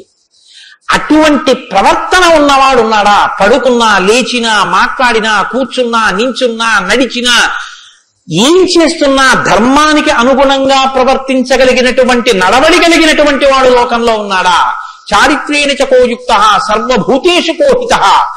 ఇంత బలపరాక్రమాలు ఉండి కూడా సమస్త భూతముల పట్ల దయ కలిగిన వాడు లోకంలో ఉన్నాడా? గుండెల నిండా అంత కారుణ్యం ఉన్నవాడు ఉన్నాడా? సర్వభూతేషు కోహిత విద్వాంక, తెలుసుకోవలసినవన్నీ సమస్తము తెలుసుకున్నటువంటి విజ్ఞాని ఉన్నాడా? అటువంటి విద్వాంసుడు ఉన్నాడా? విద్వాంక కస్సమర్థశ్చ, ఎటువంటి పనైనా సరే వీరు చెయ్యలేరు అనొచ్చేమో కానీ ఆయన ఇది చెయ్యలేరని చెప్పడానికి ఒక పని లేకుండా ఏ పనులైనా చెయ్యగలిగిన వాడు ఉన్నాడా? కస్సమర్థశ్చ కశ్చైక ప్రియదర్శన, ఎప్పుడు మీరు చూసినా చూడాలనిపించేట్టుగా ఉండేవాడు ఉన్నాడా? ఆయన యుద్ధం చేస్తుంటే వింటినారి లాగుతున్నాడు, అందం. ఆయన అడవిలో నడుస్తున్నాడు, అందం. ఆయన కిరీటం పెట్టుకున్నాడు, అందం. ఆయన పాదపీఠం మీద పాదం పెట్టాడు, అందం. ఆయన జిల్లేడు పాలు పోసుకుని జటాజూటం కట్టుకున్నాడు, అందం. ఆయన ఏమీ లేదు, నారచీర కట్టుకుని కోదండం పట్టుకున్నాడు, అందం. ఆయనకి కోపం వచ్చి కన్నులు ఎర్రబారాయి, అందం. ఆయన బాలరాముడిగా పిలక పెట్టుకుని వెడుతున్నాడు, అందం. సీతమ్మతో మాట్లాడుతున్నాడు, అందం. నిద్రపోతున్నాడు, అందం. అసలు ఏది చూసినా అందం. ఇప్పుడు అంత బాగుంటాడండి, ఆ తర్వాత బాగుంటాడండి, కొంచెం అలంకారం చేసుకుంటాడు, బాగుంటుంది అనడానికి ఎలా ఉంటుందా? ఎప్పుడు నువ్వు చూసినా అలాగే చూడాలనిపించేటట్టుగా ఉండేవాడు ఎవరైనా ఉన్నాడా? కశ్చైక ప్రియదర్శన, ఎంత పెద్ద మాట అండి. నిద్రపోతుంటే చూసావు, నిద్రపోతుంటే చూడాలండి ఆయన సౌందర్యం. ఆ మాట ఎవరికన్నా ఉంటుందండి లోకంలో? ఏమన్నా ఆయన నిద్రపోతుంటే ఎంత బాగుంటాడండి అంటారా? ఏమన్నా ఆయన నిద్ర లేచి ఒళ్ళు విల్చుకుంటుంటే చూడాలండి ఆయన అందం ఎవరికైనా ఉందా? ఆయన యుద్ధం చేస్తుంటే చూడాలండి అందం ఎవరికైనా ఉంటుందా? ఎంతటి అందగాడు రామో! ఆయన పుంసామోహన రూపాయ పుణ్య శ్లోకాయ మంగళం. ఆడవాళ్లు మోహించడం కాదు, పురుషులు మోహించారు ఆయన్ని, అంతటి అందగాడు. కొన్ని కోట్ల మంది కంఠాలు కోసేశాడంతే రామావతారంలో, నెత్తుటిని ఏర్లు పారించాడు, అయినా అందం. ఈ భుజాలు అందం, గడ్డం అందం, చెక్కిళ్ళు అందం, ఆ ఆజానబాహు వరవింద దళాయతాక్షం, ఆ కళ్ళందం, ఆ కనుబొమలందం, ఆ ముక్క అందం, ఆ మూతి అందం, ఆ గడ్డం అందం, ఆ కంఠం అందం, అన్ని అందం. అందమే రాముడు, రాముడే అందం, రాముడే అభిరాముడు. అటువంటి వాడు ఉన్నాడా? కశ్చైక ప్రియదర్శన ఆత్మవాంకో, గొప్ప ధైర్యవంతుడు ఉన్నాడా లోకంలో? ధైర్యవంతుడు అంటే మీరు బాగా జ్ఞాపకం పెట్టుకోండి, ధైర్యవంతుడు అన్న మాటకు అర్థం ఏంటో తెలుసండి? భయం లేనివాడు అని కాదు. ధైర్యము అన్న మాటకి ఇంకో అర్థం కూడా ఉంది. ధైర్యము అంటే తాను ఏ పని మీద బయలుదేరాడో ఆ పనికి అనుగుణమైనటువంటి సంభారములను మాత్రమే దగ్గరుంచుకుని ఆ పని మీద మాత్రమే దృష్టి పెట్టి ఆ పనిని పాడు చేసేటటువంటి ఏ ఇతర ఆకర్షణీయమైనటువంటి వ్యవహారమైనా త్రోసి రాజని విడిచిపెట్టగలిగినటువంటి పూనిక ఉన్నవాడు ఉన్నాడా? నేను ఏకపత్ని వ్రతం చేస్తానన్నాడు, భార్యని రావణాసురుడు ఎత్తుకుపోయాడు, చాలా మంది వచ్చి మీద పడ్డారు. మా నాన్నగారు దక్షిణ నాయకుడు, మా వంశంలో చాలా మంది దక్షిణ నాయకులు, మా ఆవిడ దగ్గర లేదు కదండి అని ఏమైనా పొరపాటు పడ్డాడా?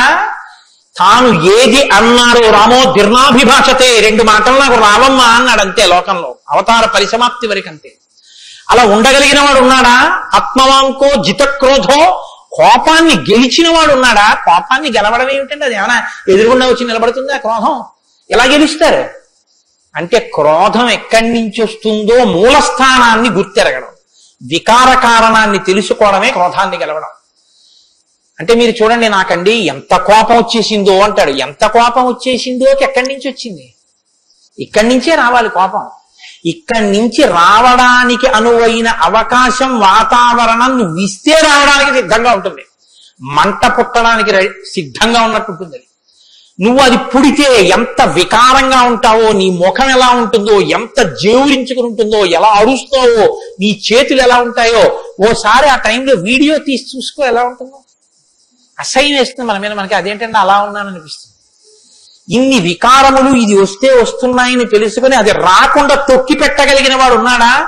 అలా ఉంటే జితక్రోధో, అలాంటి వాడు ఉన్నాడయ్యా లోకంలో? ఆత్మవాంకో జితక్రోధో ద్యుతిమాంకో, అపారమైనటువంటి కాంతి కలిగిన వాడు ఉన్నాడా?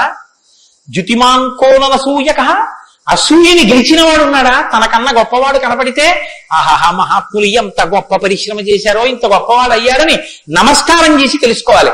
తనకన్నా తక్కువ వాడు కనపడితే ఈశ్వరానుగ్రహంతో ఈయన వృద్ధిలోకి రావాలనగలగాలి.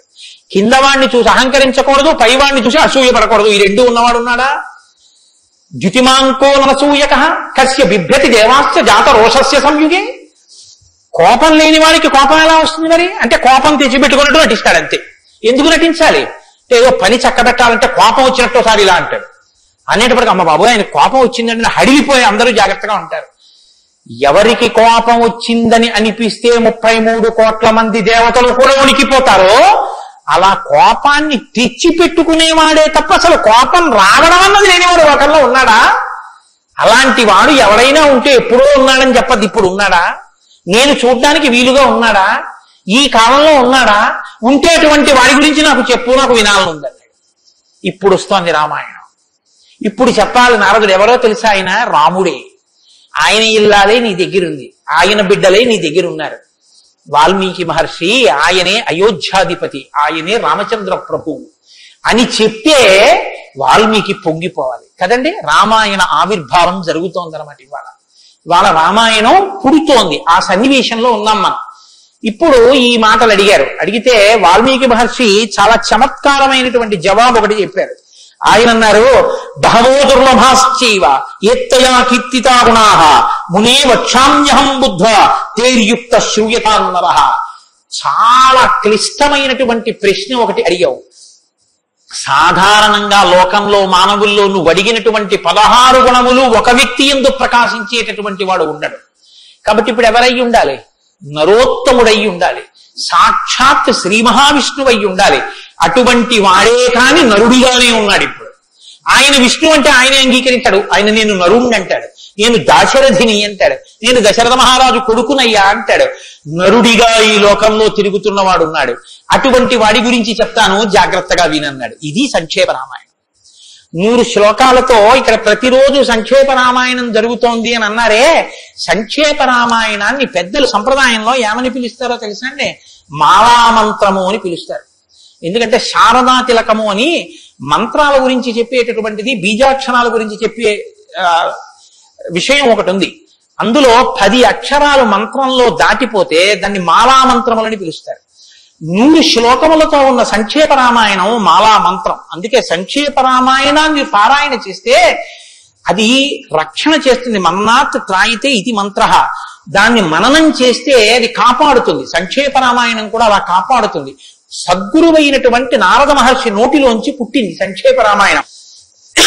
యోగులు రమించడం అంటే బాహ్యంలో తిరిగేటటువంటి మనస్సుని బుద్ధిని నిగ్రహించి వెనక్కి తిప్పి ఆత్మలోకి దింపి తాను ఒకటిగా నిలబడిపోయి పొందేటటువంటి ఆనందమేదో అది సాకారములు పొందితే రాముడు.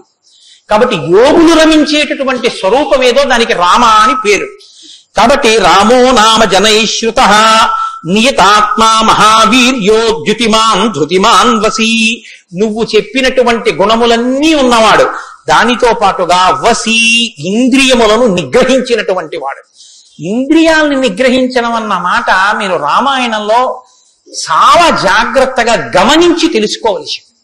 ఇంద్రియాలని నిగ్రహించడం అంటే ఏమిటో తెలుసా అండి?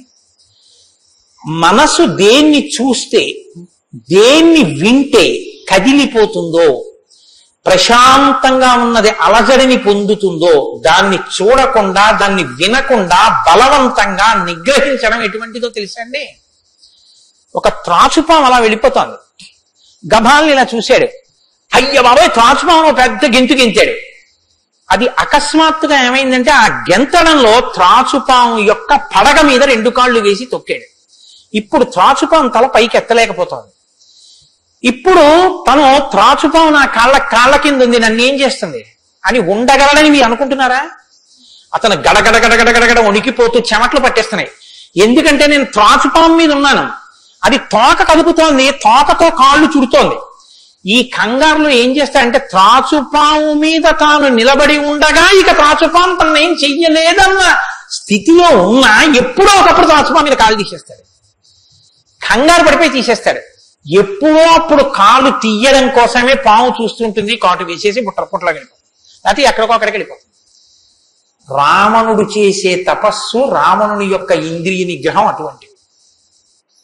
బలవంతంగా అణిచి పెడతాడు.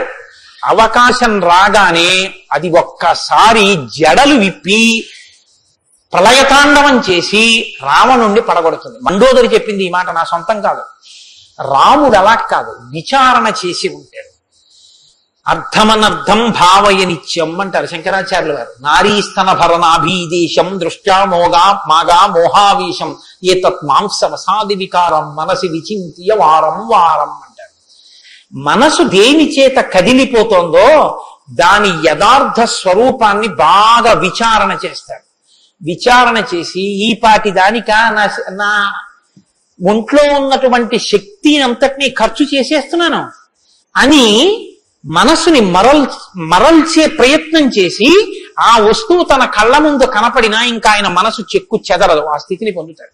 ఇది శంకరాచార్యులు వారు నేర్పుతారు లోకానికి. గురువు చెప్పే మాట అంటే అలా ఉంటుంది. ఆయన ఎంత చమత్కారంగా అన్నారో చూడండి. నారీస్తన భరణాభీదేశం దృష్ట్యా మాగా మోహావేశం. ఎందుకంత వెర్రెక్కిపోతున్నావు? యవ్వనం ఒంట్లో ఉండి ఓపికన్న కాలంలో నీ శరీరం కన్నా స్త్రీ శరీరంలో రెండే వికారాలు ఉన్నాయి. శరీరపు ఊర్ధ్వభాగంలో 2 చోట్ల మాంసపు ముద్దలు పైకి పొటమరించాయి. శరీర అధోభాగంలో మాంసము కొంత లోపలికి వెళ్ళి ఉంది. ఈ 2 వికారాల కోసం నీ శరీరంలో ఉన్న సమస్త శక్తిని నశింప చేసుకున్నావు. ఇదా నీకు నరజన్మ ప్రయోజనం? మనసి విచింతియ వారం వారం, దీన్ని బాగా ఆలోచించు అన్నది.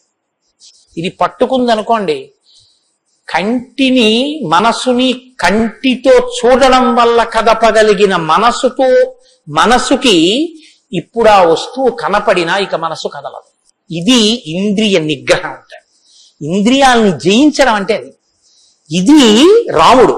అందుకే ధృతిమాన్ వసి, అపారమైన శక్తితో ఉంటాడు, సంకల్ప శక్తితో ఉంటాడు, ఇంద్రియములను జయించిన వాడై ఉంటాడు. బుద్ధిమాన్ నీతిమాన్ వాగ్మి శ్రీమాన్ శత్రునిబర్హణ విపులాంసో మహాబాహు కంబుగ్రీవో మహాహను. నిజంగా శ్రీరామాయణాన్ని ప్రతి శ్లోకం ప్రతి మాట వ్యాఖ్యానం చేస్తే 42 రోజులు ఏమిటండి? నేను రిటైర్ అయిపోయే వరకు చెప్పినా శ్రీరామాయణం అయ్యేదేం కాదు. కానీ ఏదో 42 రోజుల్లో పూర్తి చేశాను అనిపించుకోవడం అంతే. కాబట్టి బుద్ధిమాన్ నీతిమాన్ వాగ్మి, అన్ని విద్యలు తెలుసున్నవాడు, శ్రీమాన్ ఐశ్వర్యం ఉన్నవాడు, శత్రు నిబర్హణ శత్రువులను నిగ్రహించగలిగిన వాడు, విపులాంశో ఎత్తైన మూపున్నవాడు, మహాబాహు బలిషిన బాహువులున్నవాడు, కంబుగ్రీవు శంఖం వంటి కంఠం ఉన్నవాడు, మహాహను చెక్కిళ్ల పైభాగం చాలా ఉన్నతంగా ఉన్నటువంటి వాడు. అటువంటి మహానుభావుడు ఈ లోకంలోనే ఉన్నాడు. ప్రజాపతి సమశ్రీమాం ధాతారి పురుషూదన రక్షితా జీవలోకస్య ధర్మస్య పరిరక్షిత రక్షితా స్వస్య ధర్మస్య స్వజనస్య చ రక్షిత వేదంగతత్వజ్ఞో ధనుర్వేదే చ నిష్ఠిత. ఎంత గొప్పగా మాట్లాడారండి నారద మహర్షి. నిజంగా ప్రజాపతి సమశ్రీమాన్, ఈ ప్రపంచాన్నంతటినీ పోషించగలిగినటువంటి వాడు, సాక్షాత్ శ్రీ మహావిష్ణువు. ధాతారి పునిషూదన, శత్రువులను నిగ్రహించగలిగిన వాడు. రక్షిత జీవలోకస్య, ఈ లోకాలన్నింటినీ రక్షించగలిగిన వాడు. ధర్మస్య పరిరక్షిత, ధర్మాన్ని రక్షించేటటువంటి వాడు. ధర్మాన్ని రక్షిస్తాడు కాబట్టి అధర్మాన్ని నిగ్రహిస్తాడు కూడా. ధర్మస్య పరిరక్షిత రక్షిత స్వస్య ధర్మస్య, తన ధర్మాన్ని తాను రక్షించుకుంటాడు. రక్షిత స్వస్య ధర్మస్య స్వజనస్య చ రక్షిత, అందరినీ రక్షిస్తే మరి స్వజనులు ఎవరు అంటే ఆయననే నమ్ముకుని ఉన్న వాళ్ళెవరో ఆ వారి రక్షణ యందు మరింత అప్రమత్తంగా ఉండేటటువంటి స్వరూపం ఉన్నటువంటి వాడు. అటువంటి వాడు సచ సర్వగుణోపేత కౌసల్యానందవర్ధన సముద్రైవ గాంభీర్యే ధైర్యేణ హిమవానివా. ఇందులోంచేనండి వాల్మీకి మహర్షి చెప్పిన శ్లోకాల్లోంచే తర్వాత ఉపమానాలన్నీ వచ్చాయి. ఇప్పటికీ మనం చూడండి, ఆయన మేరునగ ధీరుడండి అంట. ఆయన్ని పోల్చి చెప్పేటప్పుడు హిమవత్ పర్వతము వంటి వాడు, సముద్రము వంటి గాంభీర్యం ఉన్నవాడు అని చెప్పారు నారద మహర్షి. సముద్రం చూడండి ఎంత గంభీరంగా ఉంటుందో. సముద్రం కడుపులో ముత్యాలు, రత్నాలు, వజ్రాలు ఇన్ని ఉంటాయి. ఇన్ని ఉన్నా కప్పి ఉంచుతుంది. సముద్రంలో బడబాగ్ని ఉంటుంది, కానీ తాను మాత్రం చల్లగా ఉంటుంది. సముద్రం ఒడ్డుకొస్తుంది, వచ్చి మీ కాళ్ళు తాను కడుగుతుంది. శాతకానిది ఎదురొచ్చి మీ కాళ్ళు కడిగిందని మీరు ధూర్తతనంతో లోపలికెడితే మిమ్మల్ని తనలో కలుపుకుంటుంది. ఎదురొచ్చి నీ దగ్గరికి వస్తోంది కదా అని మీ కాలి చెప్పు తీసి అందులో వేస్తే తీసుకొచ్చి అవతల బారేస్తుంది ఒడ్డున. ఇది సముద్రం యొక్క గాంభీర్యం. తాను ఉప్పు కయ్యగా ఉంటుంది, పర్వదిన స్నానానికి పనికొస్తుంది. ఇన్నిటిని కప్పిపుచ్చి నిలబడగలిగినటువంటి స్వరూపం సముద్రం. కడుపులో బడబాగ్యం ఉన్న, సీతాపహరణమే జరిగిన, తండ్రే మరణించిన, రాజ్యమే పోయిన, అరణ్యంలో తిరిగిన, జుట్టు తీసేసిన, జిల్లేడు పాలు పోసుకుని ఆఖరికి ఆ జటలు కట్టుకున్న, నారచీర కట్టుకున్న, పాదాలకి చెప్పులే లేకపోయినా, అగ్నిహోత్రాన్ని చంకన తగిలించుకున్న, అడవిలో మృగాన్ని బాణం పెట్టి కొట్టి చర్మం ఒలిచి మాంసం తీసి తెచ్చి సీతమ్మ వండితే తప్ప తినలేని స్థితిలో రాజారాముడు అయినటువంటి వాడు బ్రతకవలసి వచ్చిన తెల్లవారుజామున 4 గంటల సమయంలో దాహమేస్తున్న ఏనుగు నదిలో తొండం పెట్టి నీళ్లు తాగడానికి కూడా భయపడినంత చలికాలంలో కూడా వెళ్లి స్నానం చెయ్యగలిగిన మొనగాడు. ఇన్ని కష్టాలు కడుపులో పెట్టుకుని కూడా పైకి చెక్కు చెదరకుండా ఉండగలిగినటువంటి గంభీరమూర్తి ఆయనయా రాముడంటే అన్నాడు నారదుడు. కాబట్టి సముద్రయివ గాంభీర్యే ధైర్యేన హిమవానివా, ధైర్యంలో హిమవత్ పర్వతం వంటివాడు. పర్వతాన్ని చూడండి, వర్షధారల చేత కొట్టబడుతుంది, పిడుగులు పడిపోతాయి. ఆ పర్వతం మీదే చెట్లు పెరుగుతాయి, ఆ పర్వతం మీదే సింహాలు తిరుగుతాయి, పులులు తిరుగుతాయి. ఆ సముద్రానికి కన్నాలు పెట్టి పావులు పడుకుంటాయి. చిట్టెలుకలు కన్నాలు చేసి ఆ పర్వత పాదాల మీద తిరుగుతూ ఉంటాయి.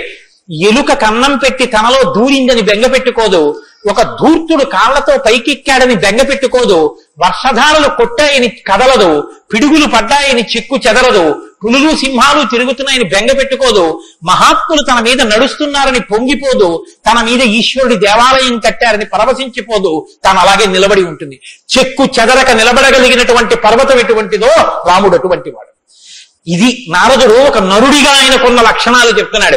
ఇవి నీవు సంతరించుకో, కొన్నైనా ప్రతిదానికి విచలితుడమైపోవడం కాదు, ప్రతి చిన్నదానికి కదిలిపోవడం కాదు, ధైర్యంగా నిలబడగలగాలి. నాకు కాకపోతే ఎవరికి వస్తాయి?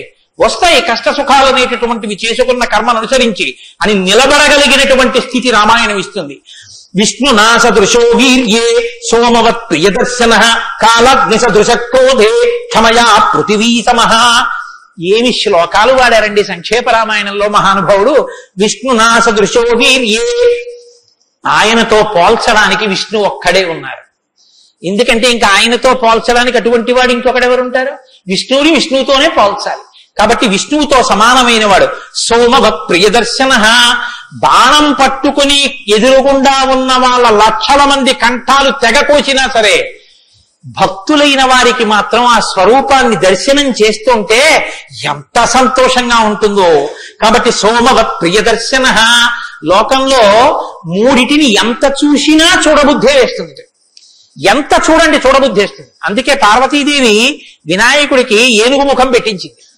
పసిపిల్లలకి కూడా సంతోషం కల్పించేవి 3 ఏమిటో తెలుసా అండి?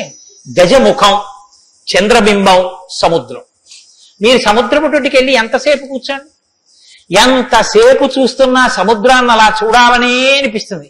చీకటి పడిపోయిన తర్వాత సముద్ర ఘోష అదో సంతోషం, వస్తున్న కెరటాలు అదో సంతోషం, చీకటి పడ్డాక దీపాలతో దూరంగా వెళ్ళిపోతున్న ఓడ అదో సంతోషం, సూర్యోదయానికి సముద్రం ఆకాశం కలిసినట్టుగా ఉన్న చోట ఉదయిస్తున్న సూర్యబింబం అదో సంతోషం, ఆ పడుతున్న ఎర్రకాంతి అదో సంతోషం, సూర్యాస్తమయానికి సముద్రంలో కృంగిపోతున్నట్టుగా ఉన్న సూర్యుడు అదో సంతోషం. తిక్కన గారు విరాట పర్వంలో అంటారు, రాత్రి అయ్యేటప్పటికి ఆకాశం ఎలా ఉందంటేట మంచి సంపన్నుడైన గృహస్థు ఇంట్లో అలంకారం చేసినటువంటి పడకలా ఉందిట, దాని మీద పువ్వులు అవన్నీ వేస్తే ఎలా ఉందో అలా ఉందిట.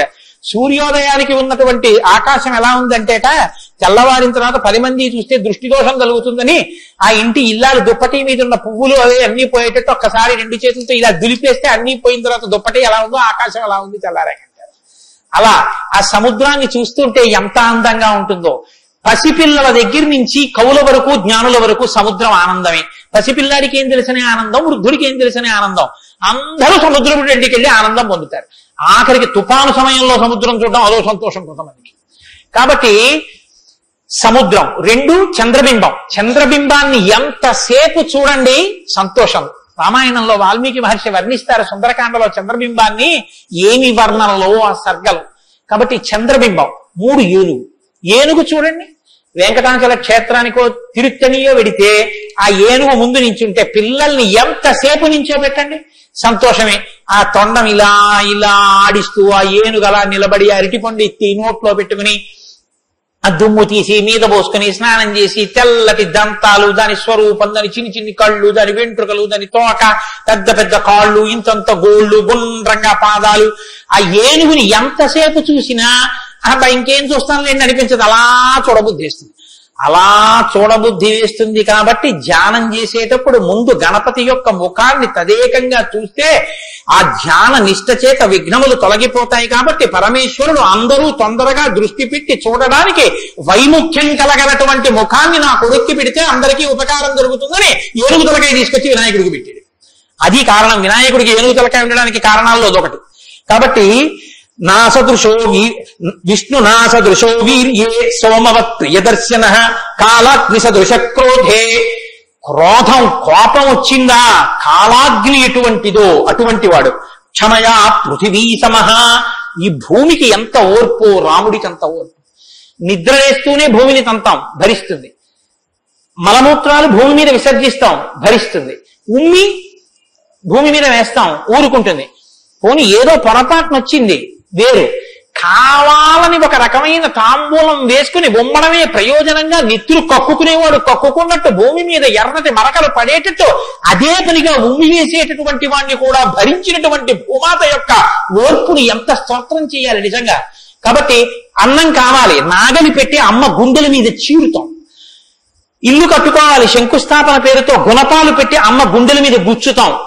ఆఖరికి ఇంత సంపాదించి ఇంత కీర్తి తెచ్చి మా నాన్నగారు, మా బాబాయ్ గారు, మా మేనమామ, మా ఆయన ఇన్ని బంధుత్వాలు పెట్టుకున్న వాళ్ళు ఆ ఊపిరి ఆగిపోగానే తీసుకెళ్లి బయట చిరిగిపోయిన బొంతో చాపో వేసి పడుకోబెట్టి కొత్త చాప తెచ్చి 4 కర్రలకేసి తాడేసి కట్టి తీసుకెళ్లిపోతుంటే ఆఖరణ పుచ్చుకునేది ఈ తల్లి ఒక్కతే. ఎవరు ఇంట్లో ఒక్క రాత్రి కూడా ఉంచుకోరు. యావత్ పవనో నివసతి దేహే తావత్ పృచ్ఛతి కుశలంగే గతవతి వాయో దేహాపాయే భార్యా బిభ్యతి తస్మిన్ కాయే అంటారు శంకర భగవత్పాదులు. అటువంటి ఈ తల్లిది ఎంత ఓర్పో, ఎన్ని అపచారములు చేసినా కూడా కడుపులో పెట్టుకునేటటువంటి అమ్మ స్వరూపమైనటువంటి భూమికి ఎంత ఓర్పు ఉందో అంత ఓర్పు కలిగిన వాడయా రామచంద్రమూర్తి. కాబట్టి ధనదేన సమస్యాగే సత్యే ధర్మ ఇవాపరః. కుబేరుడు ఎంతటి ధనవంతుడో అంతటి మహానుభావుడు, అటువంటి త్యాగం ఉన్నవాడు. సత్యే ధర్మ ఇవాపరః. సత్యము ధర్మము ఒకదాన్నొకటి ఎలా కాపాడుకుని రక్షించుకుంటాయో అలా రక్షించి కాపాడగలిగినటువంటి వాడు. తమేవం గుణ సంపన్నం రామం సత్యపరాక్రమం. ఇన్ని గుణములు కలిగినటువంటి రామచంద్రమూర్తి సాక్షాత్తుగా సత్యపరాక్రముడైనటువంటి వ్యక్తి. ఆయన పరాక్రమం సత్యమే పరాక్రమముగా కలిగినటువంటి వాడు. అటువంటి వాడు రామచంద్రమూర్తిని ఆ రాముని యొక్క కథని సంక్షేపంగా చెప్పారు. సంక్షేపంగా అంటే వివరంగా కాదు, బాగా గుర్తుపెట్టుకోండి.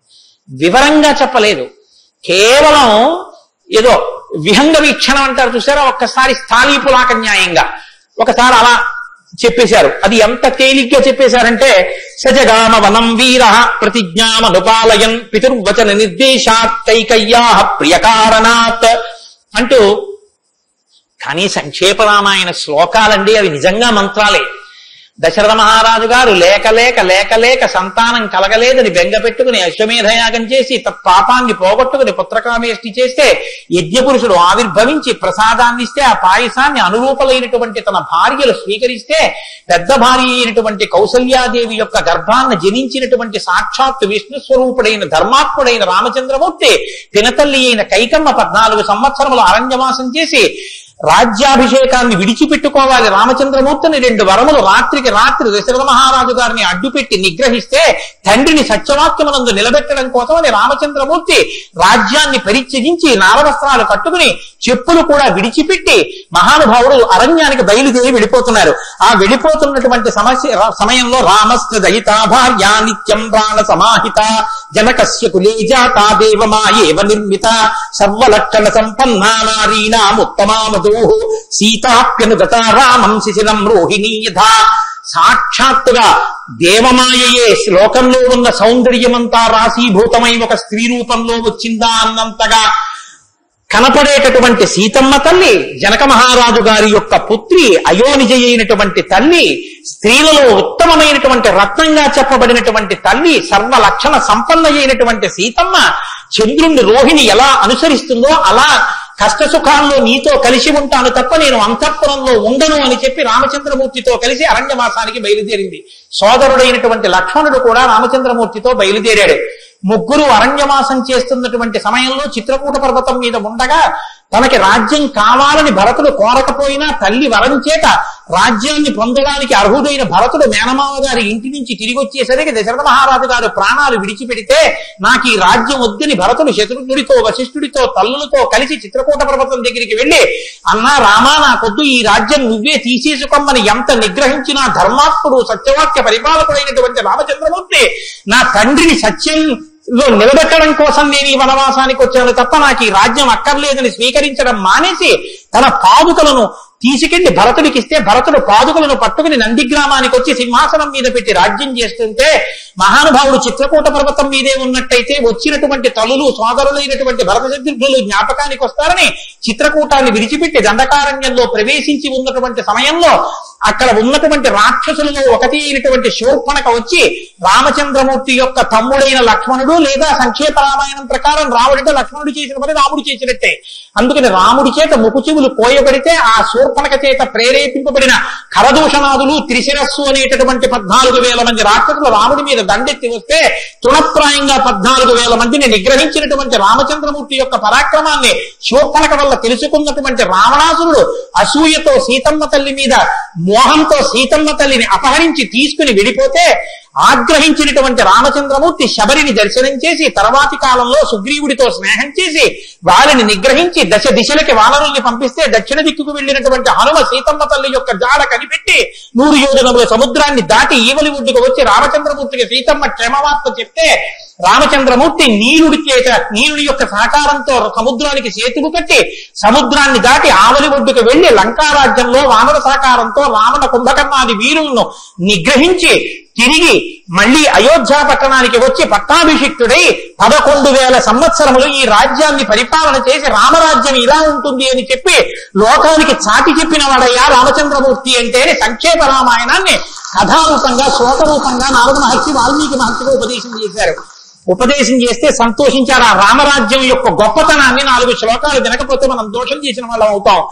ప్రహృష్టముదితో లోకస్తుష్ట పుష్ట సుధార్మిక నిరామయో హ్యరోగశ్చ దుర్భిక్ష భయవర్జిత న పుత్రమరణం కించిత్ తద్రక్షంతి పురుషః క్వచిత్ నార్యాశ్చ విధవా నిత్యం భవిష్యంతి పతివ్రతాః న చాగ్నిభయం కించిత్ ఆప్సుమజ్జంతి జంతవః న మాతజం భయం కించిత్ నాపిజ్వర కృతం తథా న చాపిక్షుద్భయం తత్ర న తస్కర భయం తథా నగరాణి చ రాష్ట్రాని ధనధాన్యయుతాని చ నిత్యం ప్రముదితాః సర్వే యథా కృతయుగే తథా అశ్వమేధశతైర్రిష్ట తథా బహుసువర్ణకైః. రామచంద్రమూర్తి రాజ్యం చేసేటటువంటి కాలంలో కొడుకులు మరణిస్తే పెద్దవాళ్ళైనటువంటి వాళ్ళు పిల్లలకి ప్రేతకార్గించేయడం అన్నది లేదు. స్త్రీలు విధవలై భర్త మరణిస్తే జీవించవలసినటువంటి దౌర్భాగ్యం లేదు. అందరూ పసుపు కుంకాలతో భర్త చేతుల మీద వెళ్ళిపోయేవారు. ఎక్కడ అగ్నిభయం ఉండేది కాదు. జంతువులు నీళ్లలో మునిగి మరణించడం అనేటటువంటిది ఉండేది కాదు. వాత భయం కానీ, అనారోగ్యాలు కానీ, జ్వరాలు ఏర్పడడం కానీ, భయంకరమైన వ్యాధులు పటమరించడం కానీ, దొంగతనం కానీ, క్షుద్బాధ కానీ, ఆకలితో అలమటించడం కానీ, అశాంతి కానీ లోకంలో ఎక్కడా లేవు. అశ్వమేధాది యాగములను చేసి ఎంతో మంది బ్రాహ్మణులకి బంగారాన్ని దానం చేశాడు. గవాం కోట్యయుతం దత్వా బ్రహ్మలోకం ప్రయాస్యతి అసంఖ్యేయం ధనం దత్వా బ్రాహ్మణేభ్యో మహాయశాః. కొన్ని కోట్ల గోవులు దానం చేశాడు, కొన్ని కోట్ల బంగారు నాణెములు దానం చేశాడు. 10 వర్ష సహస్రాణి 10 వర్ష శతాని చ రామో రాజ్యముపాసిత్వా బ్రహ్మలోకం గమిష్యతి.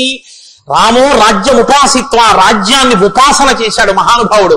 అంత గొప్ప పరిపాలన చేసి 11,000 సంవత్సరముల పరిపాలన తర్వాత బ్రహ్మలోకాన్ని చేరుకున్నాడు. ఇదం పవిత్రం పాపఘ్నం పుణ్యం వేదైశ్చ సంవితం. ఈ రామాయణ కథ ఉన్నదే, ఈ రామాయణ కథ పాపములన్నింటినీ పోగొడుతుంది. ఇది వేదములతో సమానమైనది. యప్పతే రామచరితం సర్వపాపై ప్రముచ్యతే. ఎవరు ఈ రామ కథని వింటున్నారో వాళ్ళకి సర్వ పాపములు తొలగిపోతాయి. సత్యం సత్యం పునఃసత్యం, ఇందులో అనుమానమేమీ లేదు. ఏతదాఖ్యానమాదిత్యం పఠన్ రామాయణం నరః. ఎవరు ఈ రామాయణాన్ని చదువుకుంటున్నారో వింటున్నారో వాళ్ళకి ఆయుష్యం నిలబడుతుంది, అపమృత్యు దోషం తొలగిపోతుంది. సపుత్ర పౌత్ర సగణ ప్రేత్య స్వర్గే మహీయతే. పుత్రుల్ని కొడుకుల్ని మనవల్ని చూసిన తర్వాత 3 తరాలు చూసిన తర్వాత సంతోషంతో సుఖశాంతులతో ఇహమనందు జీవించి ఆఖరున తేలికగా శరీరం నుంచి ప్రాణం విడిపోయి జీవుడు సంతోషంగా భగవన్నామని చెప్తూ స్వర్గలోకాన్ని చేరుకుంటాడు. ఇంతటి గొప్ప అనుభూతిని ఐశ్వర్యాన్ని అనుగ్రహించగలిగినటువంటి శక్తి కలిగినటువంటిది రామాయణం. కాబట్టి ఎల్లరూ ఈ రామాయణాన్ని చదువుకోవాలి, వినాలి, ధరించాలి అని నారద మహర్షి వాల్మీకి మహర్షికి చెప్తే తదేక ధ్యానంతో ఆ మాలామంత్రంగా వినపడిన సంక్షేప రామాయణాన్ని విని పొంగిపోయిన హృదయంతో తన్మయత్వంతో ఉన్నటువంటి వాల్మీకి మహర్షి యొక్క స్థితి దగ్గర ఇవాల్టి ఉపన్యాసాన్ని పూర్తి చేస్తున్నారు. రేపటి రోజున అసలు ఎలా ఆవిర్భవించిందో, తన్మయత్వంలో ఉన్న వాల్మీకి మహర్షి ఎలా బయలుదేరారో, రామాయణం ఎలా వచ్చిందో, ఏం జరిగిందో ఆ విషయాన్ని మీకు మనవి చేసి రామాయణ కథా ప్రారంభం చేసి అనుగ్రహాన్ని రామచంద్ర ప్రభు నాకు కృప చేయుగాక. రేపు ఖచ్చితంగా 6:30 కథా ప్రారంభం అయిపోతుంది. లేకపోతే 7 రోజుల్లో బాలకాండ పూర్తి కాదు కాబట్టి. మంగళాశాసనపరై మదాచార్య పురోగమై సర్వైశ్చ పూర్వైరాచార్యై సత్కృతాయాస్తు మంగళం. మంగళం కోసలేంద్రాయ మహనీయ గుణాత్మనే చక్రవర్తి తనూజాయ సర్వభౌమాయ మంగళం. ఉమా కాంతాయ కాంతాయ కామితార్థప్రదాయినే శ్రీగిరీశాయ దేవాయ మలినాథాయ మంగళం. కరచరణ కృతం వా కర్మవాక్కాయజం వా శ్రవణమైనజం వా మానసం వా అపరాధం విహితం వా సర్వమేత్తక్షమస్వా శివ శివ కరుణాబ్ధే శ్రీ మహాదేవ శంభో. సర్వం శ్రీ ఉమామహేశ్వర పరబ్రహ్మార్పణమస్తు. స్వస్తి. శ్రీరామాయణం వినడం ఒక మహద్భాగ్యం. నన్ను నమ్మండి, నేను చెప్తున్నానని నేను చెప్పట్లేదు. జీవితంలో రామాయణం వినడం అనేటటువంటిది కొన్ని కోట్ల కోట్ల కోట్ల జన్మల తర్వాత లభించేటటువంటి అదృష్టం. అందున సంపూర్ణ రామాయణం బాలకాండ నుంచి పట్టాభిషేకం వరకు ఏకబిగిన మండల కాలం రామాయణం వినడం అనేటటువంటిది సంభవం అయ్యేటటువంటి విషయం కాదు. అది కేవలం పూర్వపుణ్యం రామానుగ్రహం ఉంటేనే సాధ్యమయ్యేటటువంటి విషయం. అటువంటి రామ కథ విన్న తరువాత మనం కేవలం లేచి వెళ్ళిపోవడం వల్ల ప్రయోజనం కన్నా రామనామాన్ని చెప్పి విడితే చాలా బాగుంటుంది. రామనామం కేవలం రామ అనడం కన్నా పెద్దలు మనకు ఒక మార్గాన్ని ఇచ్చారు. రామ రామ రామ అని 3 మాటలంటే ఆ రోజున వాళ్ళు విష్ణు సహస్రం చెప్పిన ఫలితం. అది ఇంట్లో అంటేనే అంత ఫలితం ఇస్తే ఒక దేవాలయ ప్రాంగణంలో, అది జగద్గురు పీఠ ప్రాంగణంలో ఎంత శక్తివంతం ఆలోచించండి. అందుకే రామ రామ రామ 1000 ఎలా అవుతుందని మీకు అనుమానం ఉండొచ్చు. అక్షరాల్ని అంకెల్లోకి మార్చే సంప్రదాయం ఉంది. 2 మా 5 రామ రామ రామ అంటే 2 5 2 × 5 × 2 × 5 × 2 × 5 2 5 10 10 2 20 20 100 100 200 200 1000 సహస్రనామ తత్తుల్యం రామనామ వరానమే. కాబట్టి శ్రీరామ రామ రామ అంటే విష్ణు సహస్రం చెప్పి వెళ్ళిపోయింది. కాబట్టి నేను మకుటం అంటూ ఉంటాను. మకుటం మీరందరూ కానీ నేను దానికి వివరణం ఒకటి అంటూ ఉంటాను. మీరు మీ అందరూ కూడా చక్కగాను రామనామము రామనామము రమ్యమైనది రామనామము అని మీరంటారు. ఉండండి, మీ త్వర చాలా గొప్పది. అలా అంటే రామనామము రామనామము రమ్యమైనది రామనామము అలా అన్నప్పుడు 3 మాటలు రామ రామ రామ. మీరు ఎన్ని మాటలు అన్నారో అన్ని మాటలు విష్ణు సహస్రం చెప్పింది. పైగా మీరు ఒకటి గుర్తు పెట్టుకోండి, నేను పూర్తి విశ్వాసంతో చెప్తున్నాను. వ్యక్తిగత అనుభవాలు వేదికల మీద చెప్పడం నాకు ఇష్టం ఉండదు. శ్రీరామాయణం జరగడానికి అందరికన్నా ముందే స్వామి హనుమ వస్తారు. అందుకే రామాయణం చెప్పేటప్పుడు హనుమ కోసం ఒక ఆసనం వేస్తారు. ప్రచ్ఛన్న రూపంలో వచ్చి కూర్చుంటారు. అదిగో ఆ ఆసనం అదే. రామచంద్రమూర్తి పాదాల దగ్గర ఖాళీగా ఉంచిన ఆసనం ఎవరికంటే హనుమ కొరకు. దాని మీద వారు కూర్చుంటారు. అందుకే పుష్పాలంకారంతో శోభింపచేస్తారు. ఆయనకి ఆ పూలహారం వేశాను. రామనామం చెప్తుంటే ఆయన ఇలా చూస్తూ ఎవరా రామనామం చెప్తున్నారో పొంగిపోతారట. రాముడు హనుమ ప్రీతి పొందేస్తారు. ఎంత అసలు సీతమ్మ పరవశించిపోతుంది. నేను మీకు ఇప్పుడే చెప్పాను, వాక్కు ఉన్నది ఒక్క మనుష్య జన్మకి. అది మన భాగ్య విశేషం చెప్పగలగడం. రోజు అలాని మీతో నేనేం గంట సేపు చెప్పించాను. ఒక్క 11 పర్యాయాలు అందులో నాకు ఏది అనిపించాలనిపిస్తే అవి అనిపిస్తూ ఉంటాను. నేను వివరణతో కూడిన మాట అంటాను, మీరు రామనామము రామనామము రమ్యమైనది రామనామం. నేను గొప్పకి చెప్పట్లేదు, మీతో మాట మనవి చేస్తా. నేను అయ్యప్ప స్వామి దేవాలయంలో సంపూర్ణ రామాయణ ప్రవచనం చేసిన రోజుల్లో ఇది అనిపించేవాళ్ళం. రామాయణం అయిపోయిన తర్వాత రామాయణం సీడీలు ప్రపంచవ్యాప్తంగా అన్ని దేశాలకి వెళ్ళాయి.